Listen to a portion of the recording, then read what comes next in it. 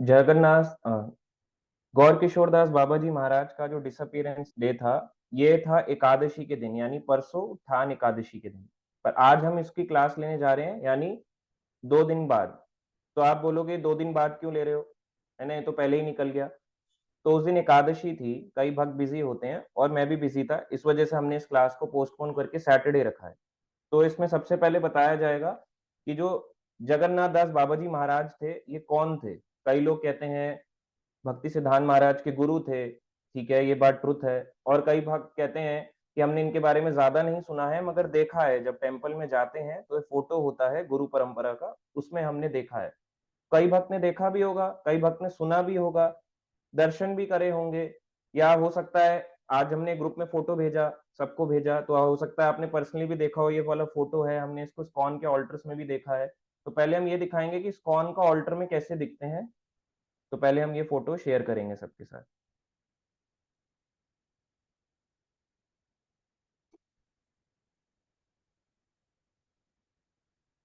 जिस भी भक्त को स्क्रीन विजिबल ना हो, तो प्लीज मुझे पहले ही बताएं, अदरवाइज फिर मुझे पता नहीं चलता कि आपको विजिबल हो रहा है या नहीं।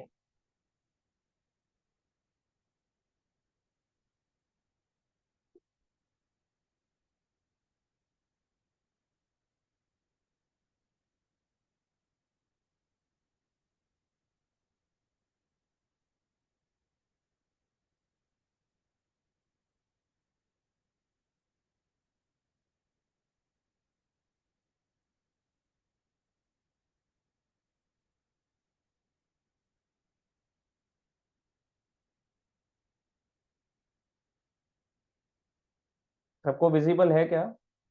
नहीं हो रहा विजिबल? एक मिनट, मैं दोबारा शेयर करता हूँ। ठीक है, मैं इसको दोबारा से शेयर कर रहा हूँ।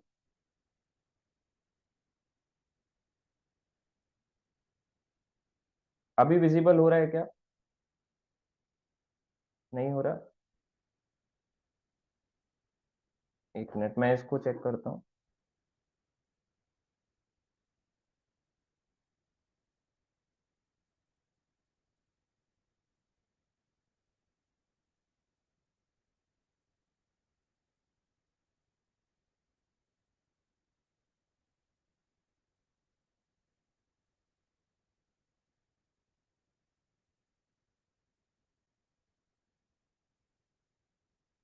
तो आई होप अब तो सबको स्क्रीन विजिबल, अभी भी विजिबल नहीं हो तो बताइएगा प्लीज। इस जिस भक्त को ना हो, क्योंकि फिर आपको क्लियर नहीं हो पाएगा कि हम किसके बारे में आज चर्चा करने जा रहे हैं। स्टार्टिंग से ही हमें पता होना चाहिए, नहीं पता होगा तो हम कंफ्यूज हो जाएंगे। ठीक है, ये एक इस्कॉन का बेसिक ऑल्टर है, इसका हम फोटो भी देख लेते हैं। सबको विजिबल है स्क्रीन? ठीक है, विजिबल है। तो आप देख सकते हैं इस्कॉन का एक ऑल्टर है, ऑल्टर यानी कि मंदिर है। ठीक है, ठीक है, सबको विजिबल है। तो नीचे से आप देखेंगे, इसे गुरु परंपरा कहते हैं। जो आप नीचे देखेंगे, लाइन में आप लेफ्ट टू राइट जाएंगे, जो मेरा कर्सर भी देखिए साथ साथ जाएगा, तो ये लेफ्ट टू राइट गुरु परंपरा कहलाती है। आई थिंक सबको विजिबल हो रहा है, ठीक है। तो ये गुरु परंपरा है। यहाँ से आप देखिए, यहाँ पे फोटो दिया गया है। तो इस्कॉन के अलग अलग मंदिरों में उनके दीक्षा गुरु की फोटोज लगाई जाती है। तो हिज होलीनेस राधानाथ स्वामी महाराज जी का है। उसके बाद है प्रभुपाद जी। जनरली इस्कॉन में यहाँ से स्टार्ट होता है, आरती के दौरान रखते हैं, फिर जो हमारे दीक्षा गुरु की फोटो होती है उनको जनरली हटा लिया जाता है। और इस्कॉन में जनरली स्टार्ट हम प्रभुपाद जी से करते हैं। तो प्रभुपाद के बाद फिर शिला भक्ति सिद्धांत सरस्वती ठाकुर, उनके गुरु। यहाँ पे मेरा कर्सर है, माउस है, आप देख रहे हैं। मैं इसको और थोड़ा वो कर देता हूँ। ठीक है, तो ये जो है थर्ड नंबर पे आप देखेंगे, ये हैं शीला गौर गौर किशोरदास बाबा जी महाराज। फोर्थ नंबर पे हैं शीला भक्ति विनोद ठाकुर। फिफ्थ नंबर पे हैं जगन्नाथ शीला जगन्नाथ दास बाबा जी महाराज। और फिर यहाँ पे आप जो 6 देख रहे हैं, ये 6 गोस्वामी है। उसके बाद यहाँ पे प्रभुपाद जी का वैसे रख लिया एक विग्रह रूप, पर हमारी ये गुरु परंपरा है। और फिर यहाँ से आता है ऊपर, जहाँ मैं यहाँ पे आपको एरो मूव कर रहा हूँ, इसे कहते हैं पंच तत्व। जो हम रोज सुबह या फिर जब भी हम चैंटिंग करने से पहले मंत्र बोलते हैं ना, जय श्री कृष्ण चैतन्य प्रभु नित्यानंदा श्री अद्वैत गदाधर श्रीवासादि गौर भक्त वृंदा, ये वो है पंचतत्व। फिर उसके बाद यहाँ पे गौर निताई का डीटी रखा है, फिर जगन्नाथ बलदेव सुभद्रा रखे हैं, नीचे लड्डू गोपाल भी हैं, फिर यहाँ पे गाय माता रखी हैं, गौ माता। फिर उसके बाद यहाँ पे आप देख सकते हैं कृष्ण बलराम है छोटे छोटे, और फिर ऊपर राधा कृष्ण। ठीक है, ये एक बेसिक इस्कॉन ऑल्टर है, एक मंदिर का है इस्कॉन के। तो आज हम इनके बारे में चर्चा करेंगे, जगन्नाथ दास बाबा जी महाराज। ठीक है, आई थिंक सबको क्लियर हो रहा होगा जहां मैं एरो मूव कर रहा हूँ, इनके यहाँ पे हम चर्चा करेंगे। तो ये गुरु थे इनके, यानी भक्ति सिद्धांत सरस्वती ठाकुर के। प्रभुपाद जी के गुरु भक्ति सिद्धांत सरस्वती ठाकुर, भक्ति सिद्धांत सरस्वती ठाकुर के गुरु शीला गौर किशोरदास बाबा जी महाराज। तो इन तीनों को, इसको कहते हैं गुरु परंपरा। इनके गुरु, ये इनके गुरु, इनके शिक्षा गुरु, इनके शिक्षा गुरु, और फिर इस तरह से शिक्षा परंपरा चल रही है। तो एक होती है दीक्षा परंपरा, एक होती है शिक्षा परंपरा। ठीक है, तो एक स्कॉन का ऑल्टर था बेसिक, जैसे एक मंदिर दिखाई देता है स्कॉन में। तो सबसे पहले अब हम बताएंगे कि गौर किशोरदास बाबा जी महाराज थे, इनका जीवन के बारे में, कैसा इनका जीवन था। तो इनका जो जन्म हुआ वो हुआ 1838 में। 1838 यानी 1838, 1838 में पद्मा नदी के पास में बगयाना गांव में फरीदपुर डिस्ट्रिक्ट में हुआ, जो अभी करंटली आता है बांग्लादेश में। तो इनका जो जन्म हुआ हुआ तो बंगाल के ही रीजन में था, मगर अब वो कहलाता है एरिया बांग्लादेश, फरीदपुर अब बांग्लादेश में आता है। तो पहले जो बांग्लादेश था वो बंगाल का ही हिस्सा था, बाद में ये, क्योंकि जो हम ये सुना रहे हैं ये बाद में फिर डिवीजन हुआ, और अब ये बांग्लादेश में फिर बाद में डिवीजन आया।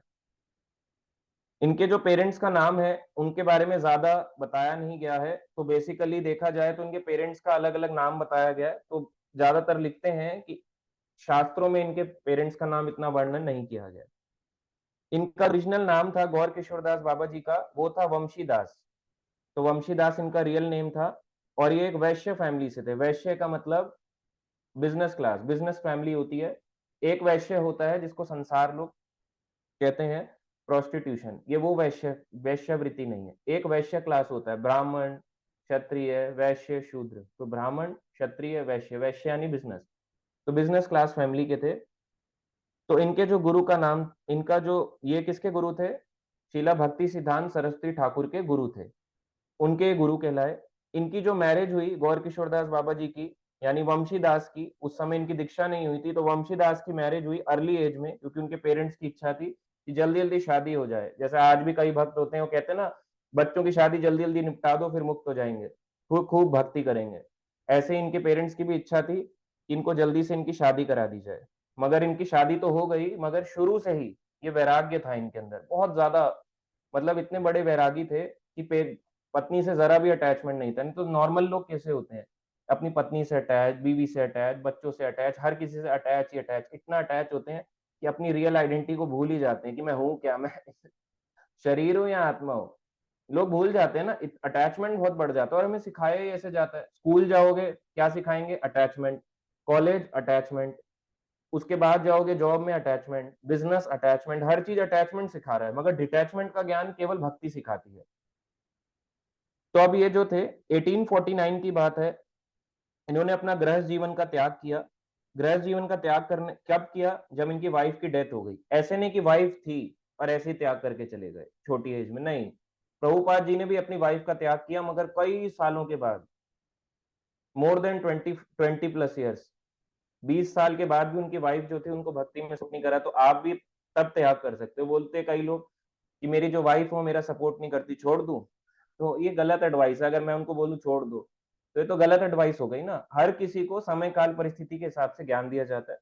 तो इनकी जो वाइफ थी उनका शरीर छूटा, और ये कहाँ चले गए, ये आ गए वृंदावन को मूव कर गए। और वृंदावन में आने के बाद इन्होंने किससे दीक्षा ली, इनके दीक्षा गुरु को लाए श्री भागवत दास बाबा जी महाराज। तो इनके, हम अब आप बोलोगे स्कॉन में फोटो रखते हैं गौर किशोरदास बाबा जी के बाद भक्ति विनोद ठाकुर का। तो ये तो इनके जो गुरु का नाम है आप बता रहे हो, दीक्षा गुरु को नाम वो बता रहे हो भागवत दास बाबा जी महाराज, ये कैसे सही है। देखो मैं आपको फोटो दिखाता हूँ। हमें पता होना चाहिए कि हम जुड़े कहाँ पे हैं, क्या सीख रहे हैं। तो गौर किशोरदास ये है, मैं एरो यहाँ पे चला रहा हूँ, एरो के बाद जब आप यहाँ पे जाएंगे राइट साइड को, तो आप देखेंगे ये है भक्ति विनोद ठाकुर। भक्ति विनोद ठाकुर इनके पिता हैं, मगर इनके शिक्षा गुरु हैं। आप समझे? ये वाला जो फोटो है, हम इस फोटो की बात कर रहे हैं, जो भक्त नए भी हैं देख सकते हैं। प्रभुपाद जी के ये गुरु हैं, इनके गुरु ये, इनके ये, इनके ये। तो ये शिक्षा परंपरा है, क्योंकि इनके जो गुरु थे गौर किशोर दास बाबा जी के, इनके दीक्षा गुरु थे श्री भागवत दास बाबा जी महाराज, मगर इनके शिक्षा गुरु थे भक्ति विनोद ठाकुर। तो ये समझने की बात है, ये शिक्षा परंपरा है, हम दीक्षा परंपरा यूज नहीं करते। अब आप कहोगे कि कई जगहों पे हम देखते हैं प्रभु जी, वहां पे परंपरा जो होती है स्कॉन की तरह रखी होती है, आगे पर सन्यासी का फोटो होता है अलग अलग। तो वहां पे ऐसा क्यों होता है? तो वो एक होती है शिक्षा परंपरा, एक होती है दीक्षा परंपरा। इस्कॉन शिक्षा परंपरा पे चलता है, और जो गौड़िया मठ होते हैं वही वो चलता है दीक्षा परंपरा पे। इस तरह से तो दोनों परंपराएं वैलिड है। कोई ये नहीं बोल सकता कि शिक्षा परंपरा ही ठीक है या दीक्षा परंपरा ही ठीक है, दोनों ठीक है। तो आगे बताया जाता है जो भागवत दास बाबा जी महाराज थे, ये किसके शिष्य थे? जगन्नाथ दास बाबा जी महाराज के। तो आपको दोबारा से फोटो दिखाता हूँ। थोड़ा सा कॉम्प्लिकेट नाम लग सकता है, मगर समझने अगर आप समझोगे इजीली आ जाएगा। तो जो भक्ति विनोद ठाकुर थे, इनके शिक्षा गुरु थे बाबा जगन्नाथ दास बाबा जी। इनके शिक्षा गुरु भक्ति विनोद, भक्ति विनोद के शिक्षा गुरु जगन्नाथ दास बाबा जी। ठीक है, इस तरह से इनके शिक्षा परंपरा है, ये दीक्षा परंपरा नहीं है। तो जगन्नाथ दास बाबा जी के जो शिष्य थे भागवत दास बाबा जी, उन्होंने इनको दीक्षा दी गौर किशोर दास जी बाबा जी महाराज, और तब इनको एक उपाधि मिली, वंशी दास से इनका नाम हुआ। इनका नाम हुआ गौर किशोर दास बाबा जी महाराज। ठीक है, थोड़ा सा कॉम्प्लिकेटेड लगेगा, पर एक बार समझोगे तो डायरेक्ट पता चल जाएगा हमारी जो परंपरा है शिक्षा परंपरा है, दीक्षा परंपरा नहीं है। तो ये वृंदावन में कितने साल रहे? 30 साल तक रहे, और उन्होंने खूब भजन किया, बहुत प्रगाढ़ भजन। ऐसा भजन नहीं था केवल कि वृंदावन में रह के कुटिया बना लूं, घर खरीद लूं, जमीन खरीद लूं। ज्यादातर लोग वृंदावन क्या करने जाते हैं? एक प्लॉट खरीद लूं, वृंदावन में प्लॉटिंग चल रही है, पास में एक छोटा सा घर बना लूं, कुटिया बना लूं। अलग अलग लोगों के विचार होते हैं, मगर इनके विचार ऐसे नहीं थे। इनका एक ही विचार था कि मैं यहाँ पे भगवान की अनुभूति करूं। वृंदावन है, ये धाम स्वरूप है, धाम है भगवान का, वही धाम जो गोलोक वृंदावन धाम है इस संसार में आया है। मगर लोगों को ऐसा लगता है यहाँ पे तो कीचड़ है, पेड़ पौधे हैं, लोग मार पिटाई कर रहे हैं, ये कैसे धाम हो सकता है? तो उनकी जो आईज थी वो भौतिक इंद्रियों से नहीं देखते थे, वो हर चीज को आध्यात्मिकता से देखते थे। तो उन्होंने 30+ ईयर्स ब्रजमंडल में रहे, और कहां कहां उन्होंने भजन किया? गोवर्धन में, नंदगांव में, बरसाना में, रावल में, गोकुल में, वृंदावन में, मथुरा में, राधा कुंड पे, कई जगहों पे इन्होंने भजन किया। उसके बाद ये ट्रैवल कर करके चले गए नॉर्थ इंडिया और बंगाल को, अलग अलग जगहों में गए। तो ये कैसे भजन किया करते थे? दो तरह के भक्त होते हैं। एक होते हैं, आपको लिखना चाहिए, आपको कोई पूछेगा आप कंफ्यूज हो जाओगे, इधर उधर भटक जाओगे। एक होते हैं भजनानंदी, दूसरा होता है घोष्टानंदी। भजनानंदी होते हैं जो भजन में आनंद लेते हैं, केवल भजन करते रहेंगे और आनंद में रहेंगे। आप बोलोगे हम लोग भी भजन में ही आनंद लेते हैं, हम केवल झूठ बोल रहे हैं। कह रहे मैं शास्त्रों में रुचि नहीं रखता, तो ये केवल और केवल झूठ है। अभी आपको पता चलेगा, थे तो ये भजनानंदी, मगर फिर भी भागवत कथाओं को सुनने के लिए और वैष्णव टीचिंग्स को लेने के लिए ये कहाँ जाते थे? भक्ति विनोद ठाकुर के घर। तो इसमें पता चलना चाहिए कि आपके अंदर भाव तभी उत्पन्न होगा जब आप उसके बारे में सुनोगे। मान लो अगर आपको एक डायमंड पकड़ा दूं, ये लो प्रभु जी, ये लो माता जी, एक डायमंड पकड़ो। अब आप डायमंड को लेके घूमोगे, अरे डायमंड है मेरे हाथ में, कूड़े में डाल दोगे, क्या हो गया? आर्टिफिशियल है, हो ही नहीं सकता, डायमंड है। तो जब तक उसकी वैल्यू नहीं पता, उसकी डायमंड डायमंड की वैल्यू किसको पता है? उसके सेलर को, जोहारी को, जो उसको बेचता है। ऐसे ही जो उसको बेच रहा है उसको पता है, ऐसे ही जो हरि नाम दे रहा है आगे, भक्त जो आपको टीचिंग्स दे रहे हैं या प्रयास कर रहे हैं देना, या फिर आप टीचिंग्स ले रहे हो, तो हमें पता होना चाहिए हरि नाम कैसा है, डायमंड की तरह इसको पकड़ना है। डायमंड को ऐसे नहीं कि छोड़ दिया, मेरी फैमिली मेरे को गुस्सा करती है मैं छोड़ रहा हूँ, माला कम कर दी। मेरे कॉलेज में मेरे बोलते हैं, दोस्त यार बोलते हैं, अरे तू कहाँ फंस गया, माला कम कर दी। मेरे वाइफ बोलती है कहाँ फंस गए हो तुम, है ना, कहाँ इन चक्करों में आ गए हो, अभी तुम्हारे बाल मुड़ जाएंगे, तो माला छोड़ दी। ऑफिस वाले बोल रहे हैं ग्रोथ नहीं हो रही है, माला छोड़ दी। पैसा नहीं आया, माला छोड़ दी। कहाँ भजनानंदी हुए आप? भजनानंदी होता है जो भजन में आनंद लेता है, मतलब कॉन्टिन्यूअसली चैंट करने में आनंद लेगा, वो रुकेगा नहीं।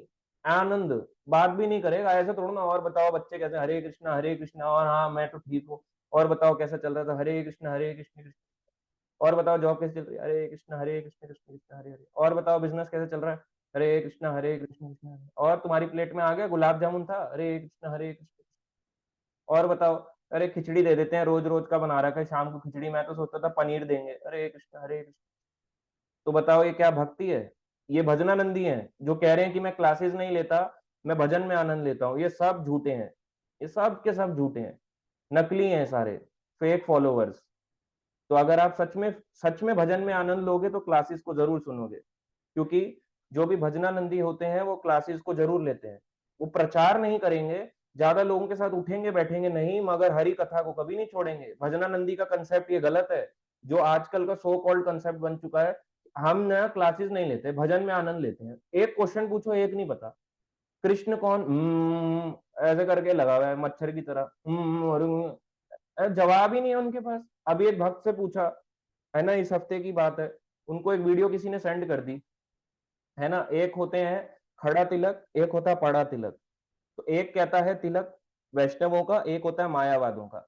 तो मायावाद लोग कहते हैं, एक है ना, एक भक्त को मिल गए, कह रहे भगवत गीता का देखो दूसरा अध्याय 19वां नंबर श्लोक है, पूरा गलत है, इसको गलत लिख दिया प्रभुपाद जी ने, आपकी पूरी गीता पूरी की पूरी गलत है। इस तरह से उसको बोला, और भक्त कुछ बोल ही नहीं पा रहा, ऐसे करके खड़ा हुआ है। तो क्या ये ठीक है? आपको क्या लगता है कि इस भाव से अगर हम प्रचार करने निकले हैं, किसी को बुक दे रहे हैं, तो ठीक है? ये ठीक नहीं है। तो अगर हमें खुद ही नहीं पता कि इसमें लिखा क्या है, इसमें दिया क्या है, गीता किसने बोली। एक भक्त है जो इस दिल्ली के ईस्ट ऑफ कैलाश मंदिर के आसपास ही घूमते हैं, तो क्या आप सुनोगे हैरान हो जाओगे। तो भक्त कैसे हैं, कहते वो एक बार किसी को गीता दे रहे, है ना, तो वहां पे कुछ लड़के लड़कियां खा रहे थे आपस में, जैसे खड़े होते हैं ना, स्टॉल्स लगे होते हैं, वो कुछ खा रहे थे, तो उनके पास गए, बोले गीता ले लो। बोले गीता में आपको नहीं पता द्रौपदी की कैसे भगवान ने रक्षा करी थी? तो द्रौपदी है ही नहीं, भगवत गीता में द्रौपदी कहाँ है, आप बताओ, भगवत गीता में है कहीं? कहीं नहीं है।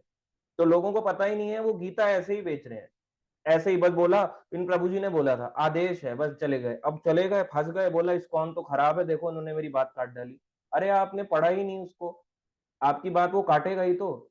असुर लोग कैसे होते हैं, असुर लोग आप कैसे सोचते हो कि वो बेवकूफ से होते हैं? असुर का मतलब क्या है? जिसका सुर भगवान से मैच नहीं करता, वो आएंगे आपकी बात को काट डालेंगे। आपको एक श्लोक नहीं पता, कईयों को ये तक नहीं पता कि गीता का पहला श्लोक किससे शुरू हुआ, धृतराष्ट्र से शुरू हुआ। कईयों को ये नहीं पता गीता में टोटल कितने अध्याय हैं, 18 अध्याय, 18 चैप्टर हैं, 700 श्लोक है। इतना बेसिक तो पता हो, नहीं तो आप बताओगे क्या लोगों को?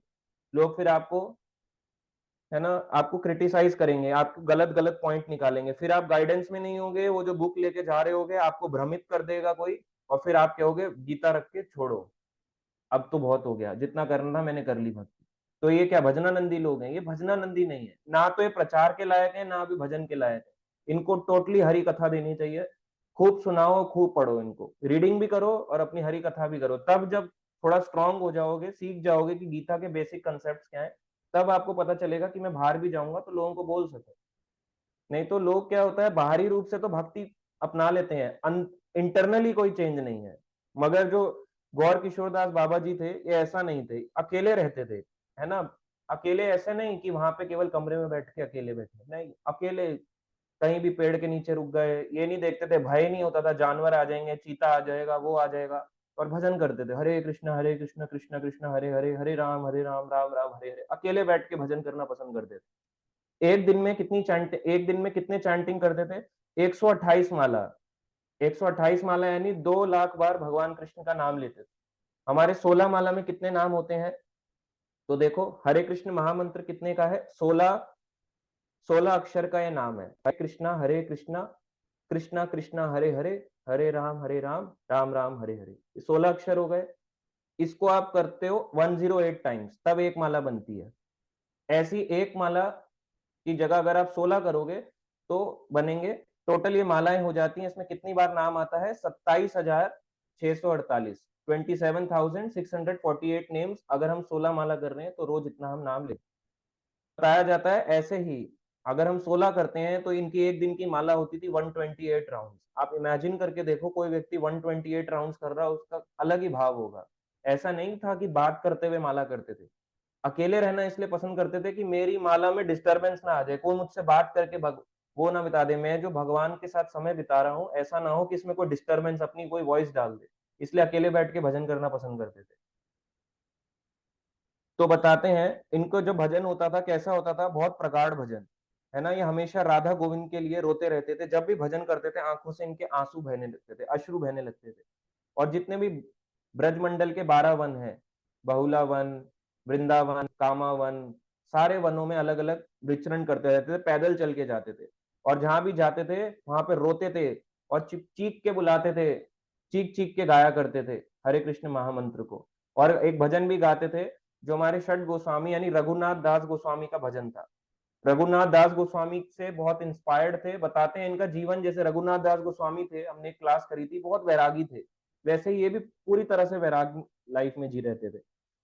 तो ये गाते थे इनका एक रघुनाथ दास गोस्वामी का भजन, कोथौ गो प्रेम मई राधे राधे, राधे राधे गो जया, राधे राधे देखा दिया प्राण, रखो राधे राधे, तोमार कंगल तोमाही के राधे राधे। इस तरह से भजन गाया करते थे। बंगाली भजन है, इस तरह से गाया करते थे इस भजन को ब्रजमंडल में घूमते हुए। अब आप देखो कितने सारे लोग गा रहे हैं, है ना, राधे राधे राधे राधे, ढोल फाड़ संप्रदाय बना हुआ है, कुछ नहीं करते। एक दिन का खाना रोक दो, आपको भी पता चलेगा आगे जाके कि क्या खाते थे। आप हैरान हो जाओगे उनकी डाइट देख के, आप कहोगे इम्पॉसिबल है हमारे लिए कर पाना। तो इस तरह से भजन करते हुए 12 ब्रजमंडल के 12 वनों में घूमते थे पूरे। और पैदल चल के जाते थे, ये नहीं गाड़ी पकड़नी होती थी, पैदल चलते थे बिना नंगे पैर।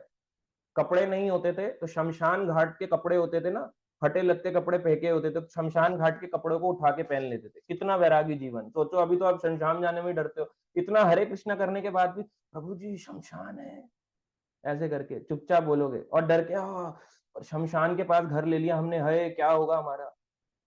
सोचो उनको ठंड नहीं लगती थी, अकेले रहते थे, ऐसे नहीं ठंड लग रही है अब, ऐसे नहीं अभी ठंड पड़ गई, वो ठंडी पड़ गई जैकेट ले ली स्वेटर ले ली, नहीं, हर चीज को त्याग रखा था।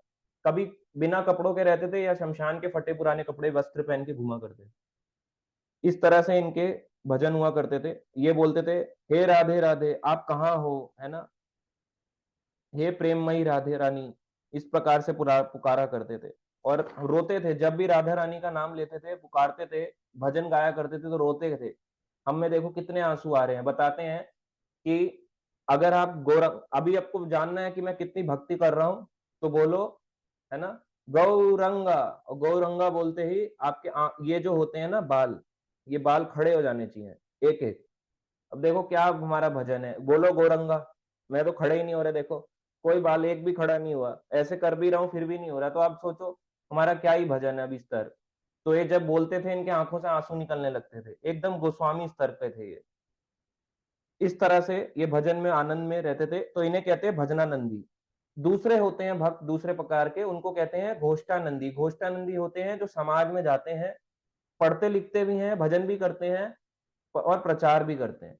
तो प्रचार करने वालों को घोष्टानंदी कहते हैं। एक होते हैं भजनानंदी, तो जिनको बाबा जी की उपाधि दी गई होती है, जैसे जगन्नाथ दास बाबा जी महाराज, उनके शिष्य भागवत दास बाबा जी महाराज, उनके शिष्य गौर किशोर दास बाबा जी महाराज, ये लोग भजनानंदी थे, भजन में ही आनंद लेते थे। मगर हरि कथा बहुत सुनते थे, ऐसा मत सोचना हरि कथा नहीं होती थी, हरि कथा में भी आनंद लेते थे, मगर प्रचार नहीं करते थे, समझे। ऐसे ही प्रचार हर कोई नहीं करता। इस्कॉन में कई भक्त होते हैं, आनंद में तो रहते हैं मगर प्रचार हर कोई नहीं करता। तो एक दो प्रकार के भक्त हैं, भजनानंदी घोष्टानंदी। भजनानंदी को क्या होगा, प्रचार करो जबरदस्ती, वो कर नहीं पाएगा। घोष्टानंदी को क्या होगा, जबरदस्ती भजनानंदी बनो, वो बन नहीं पाएगा। प्रभुपाद जी क्या थे, घोष्टानंदी और भजनानंदी दोनों प्रकार से। प्रभुपाद जी बताते हैं सुबह से रात से लेके सुबह तक हम रहते हैं भजनानंदी, उसके बाद हम बनते हैं घोष्टानंदी। तो हम दोनों मार्ग को अपनाते हैं, भजन भी करते हैं, भजन में भी आनंद लेते हैं। रात भर उठे रहते थे प्रभुपाद जी, रीडिंग ट्रांसलेशंस करते रहते थे, अपनी चैंटिंग पूरी करते थे, फिर मॉर्निंग वॉक के लिए जाते थे। और आपने देखा होगा प्रभुपाद मॉर्निंग वॉक कन्वर्सेशन, उसके बाद वो प्रचार पे जाया करते थे। तो इस प्रकार से दो प्रकार के भक्त होते हैं। तो बताते हैं 1893 में चैतन्य महाप्रभु का जो बर्थ प्लेस था, योगपीठ नामक स्थान, नीम के पेड़ के नीचे, इसकी दोबारा से खोज करी गई। इसको कहते हैं रिसर्च हुआ। पहले से था, महाप्रभु का जन्म तो हो गया था, मगर दोबारा से होता है ना, लुप्त हो जाती है लीला स्थलियां, 1893 में इसका दोबारा से इनॉग्रेशन हुआ, महाप्रभु की इस लीला स्थली का, जहां उनका जन्म हुआ, योगपीठ मायापुर में। तो जगन्नाथ दास बाबा जी थे, उनको उनके जो गुरु थे जगन्नाथ दास बाबा जी ने इनको कहा कि आप जाओ नवद्वीप में रहो और वहीं पे अपना पूरी लाइफ को बिताना। इस प्रकार से आदेश पाते ही वो नवद्वीप को चले गए। तो जब नवद्वीप को गए और जहां भी वो वहां के नवद्वीप वासियों को देखते थे तो उनको एकदम से प्रणाम किया करते थे। ऐसा नहीं, क्योंकि वो उन लोगों को शुद्ध भक्त मानते थे। वो मानते थे कि ये जितने भी यहाँ पे नवद्वीप वासी हैं, साक्षात गौरंग महाप्रभु यानी चैतन्य महाप्रभु के ही फॉलोवर हैं, वहीं के आए हुए ये सारे वासी हैं। इस प्रकार से, और उनको कभी भी भौतिक आंखों से नहीं देखते थे, आध्यात्मिक दृष्टि से देखा करते थे। और ये कैसे अपना जीवन बिताया करते थे नवद्वीप में, अब आपको सुनना चाहिए कैसे इनका जीवन होता था। आप कहते हो कि एक सन्यासी देखो कैसा जीवन जीते थे भजनानंदी। ये भिक्षा मधुकरी करा करते थे, हर घर घर जाके मधुकरी यानी भिक्षा मांगना, भिक्षा करके जो मिल गया उससे जीवन जिया करते थे।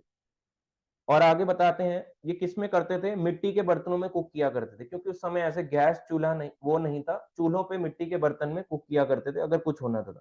वो भी कभी कभी, कभी कभी बताते हैं कि जब इन्हें कुछ नहीं मिलता था तो ये होता है ना, मिट्टी को, नवद्वीप की रज को, उसकी रज को मिलाई, उसकी रज को गंगा नदी के पानी के साथ ऐसे ऐसे ऐसे ऐसे किया उसका, और ऐसे करके खा लेते थे।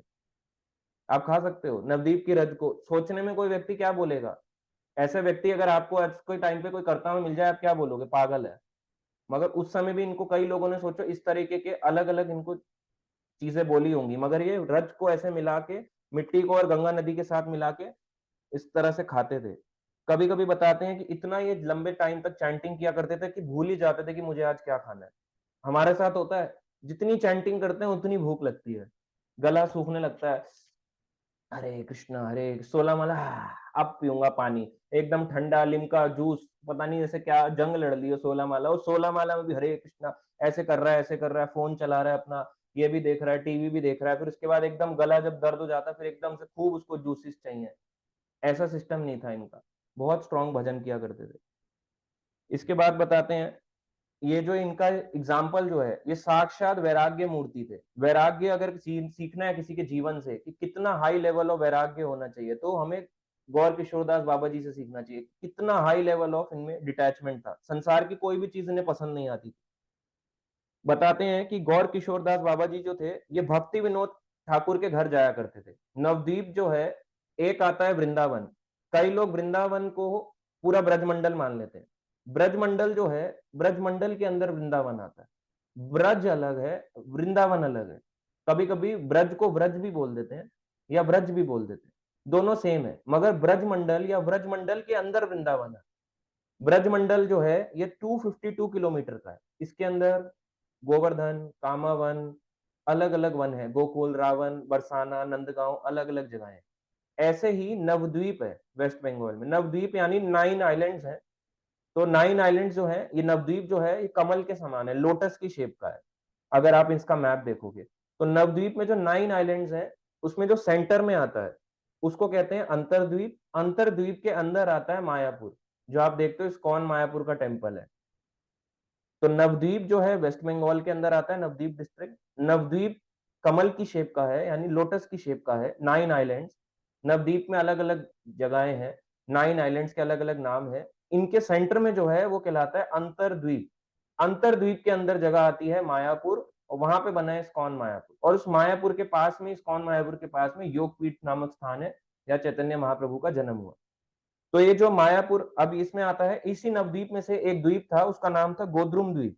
तो गोद्रुम द्वीप में भक्ति विनोद ठाकुर महाराज का घर होता था। तो भक्ति विनोद ठाकुर वहां पे, उनका गृहस्थ लाइफ थी, उनके 10 बच्चे होते थे, कई है ना, तो 10 बच्चे के साथ रहा करते थे। उनमें से उनका एक बेटे का नाम था बिमला प्रसाद, जो बाद में कहलाए शीला भक्ति सिद्धांत सरस्वती ठाकुर। तो 10 बच्चे होते हुए भी, एक गृहस्थ होते हुए भी, एक सन्यासी गृहस्थ से भागवत कथाएं सुनने आ रहा है।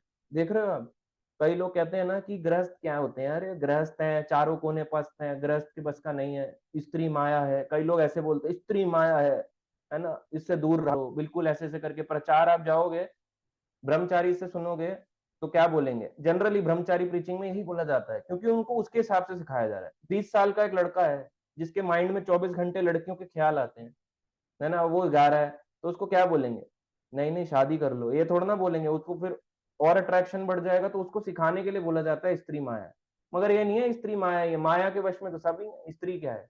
मगर इनको, ये जो भटक जाते हैं लोग, इनके लिए बोला गया, हर किसी के लिए नहीं बोला गया। तो वो ये बोलना, तो यहाँ पे तो मेरा डिसरिस्पेक्ट करी गई है।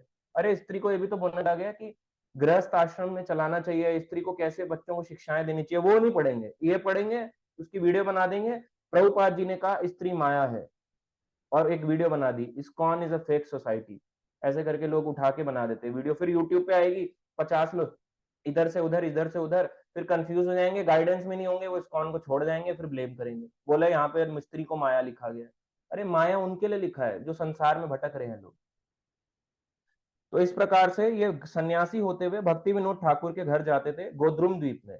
तो गोद्रुम द्वीप में जो भक्ति विनोद ठाकुर का घर था उसका नाम था स्वानंद सुखद कुंज, और वहां पे 1898 का समय था।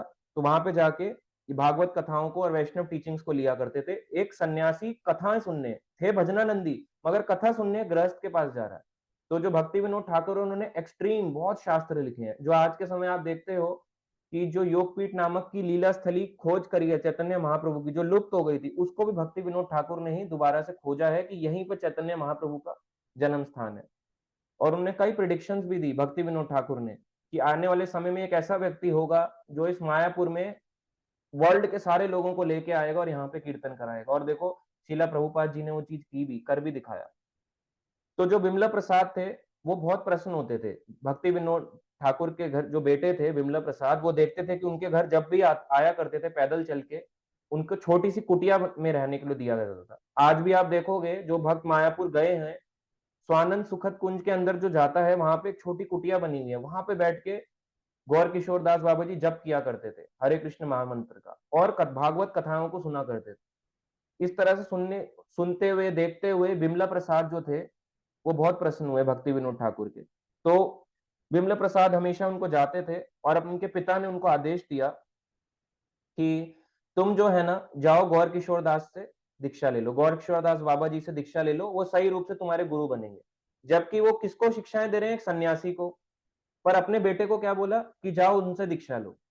आजकल के समाज में क्या होता है, मैं पंडित हूँ, मेरा बेटा भी पंडित, उसकी करंट जनरेशन भी पंडित, ये जो मंदिर है हम ही चलाएंगे, जनरेशन वाले मंदिर होते हैं, है ना। आप देखोगे जितने भी आपके आसपास के मंदिर हैं, अगर राइट पर्सन को दिया जाए तो क्या प्रचार नहीं हो सकता सनातन धर्म का।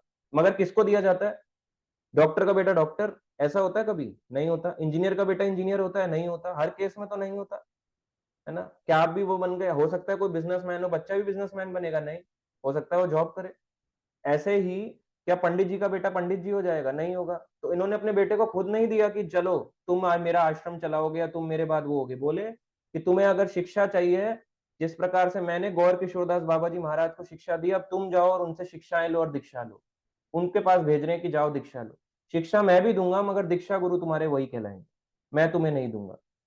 तो जब ये जाते थे गौर किशोरदास बाबा जी महाराज के पास गए, बोलते कि मुझे दीक्षा के लिए मैं चाहता हूँ। तो दीक्षा के लिए इन्होंने बोला गौर किशोरदास बाबा जी महाराज ने कि मैं तुम्हें दीक्षा नहीं दे सकता, तुम बहुत क्वालिफाइड हो, तुम तो भक्ति विनोद ठाकुर के पुत्र हो, है ना, मैं तो खुद उनकी कथाएं सुनता हूँ, मैं तुम्हें कैसे दीक्षा दे सकता हूँ, नहीं मैं तुम्हें दीक्षा नहीं दे सकता, तुम्हें जाओ और कहीं और से जाके दीक्षा लो। इस प्रकार से उन्हें रिजेक्ट कर दिया। तो भक्ति विनोद ठाकुर को आके उनके बेटे बिमला प्रसाद ने बताया कि मुझे रिजेक्ट कर दिया गया है, पिताजी मुझे रिजेक्ट कर दिया गया है, आपने कहा कि उनसे दीक्षा लो। तो उनके पिता ने कहा, बार बार बोला कि जाओ, जब तक वो ना माने तब तक तुम उनके पीछे पड़े रहो, तुम्हें उनसे ही दीक्षा लेनी होगी। यदि तुम्हें सच में भक्ति करनी है और भगवान के नाम का प्रचार करना है तो तुम्हें उनसे ही दीक्षा लेनी होगी। तो जब भी वो जाते, इस प्रकार से वो कई बार गए। तो इसके बाद वो दोबारा गए। तो जब जाते हैं गौर किशोरदास बाबा जी महाराज के पास, तो पता है क्या बोला उन्होंने कि अगर मैं महाप्रभु जो अगर मेरे को अलाउ करेंगे तो मैं आपको दीक्षा दूंगा, मैं दीक्षा देने योग्य हूं, पर अगर मुझे चैतन्य महाप्रभु बोलेंगे तो मैं आपको दीक्षा दूंगा।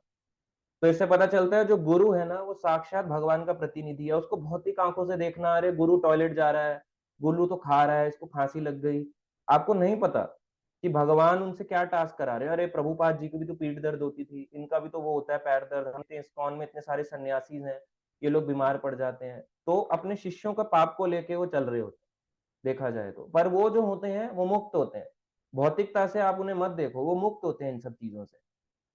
तो इसी प्रकार से गए, दोबारा गए, तो उन्होंने कहा कि अगर मुझे महाप्रभु अलाउ करेंगे तो मैं तुम्हें दीक्षा दूंगा।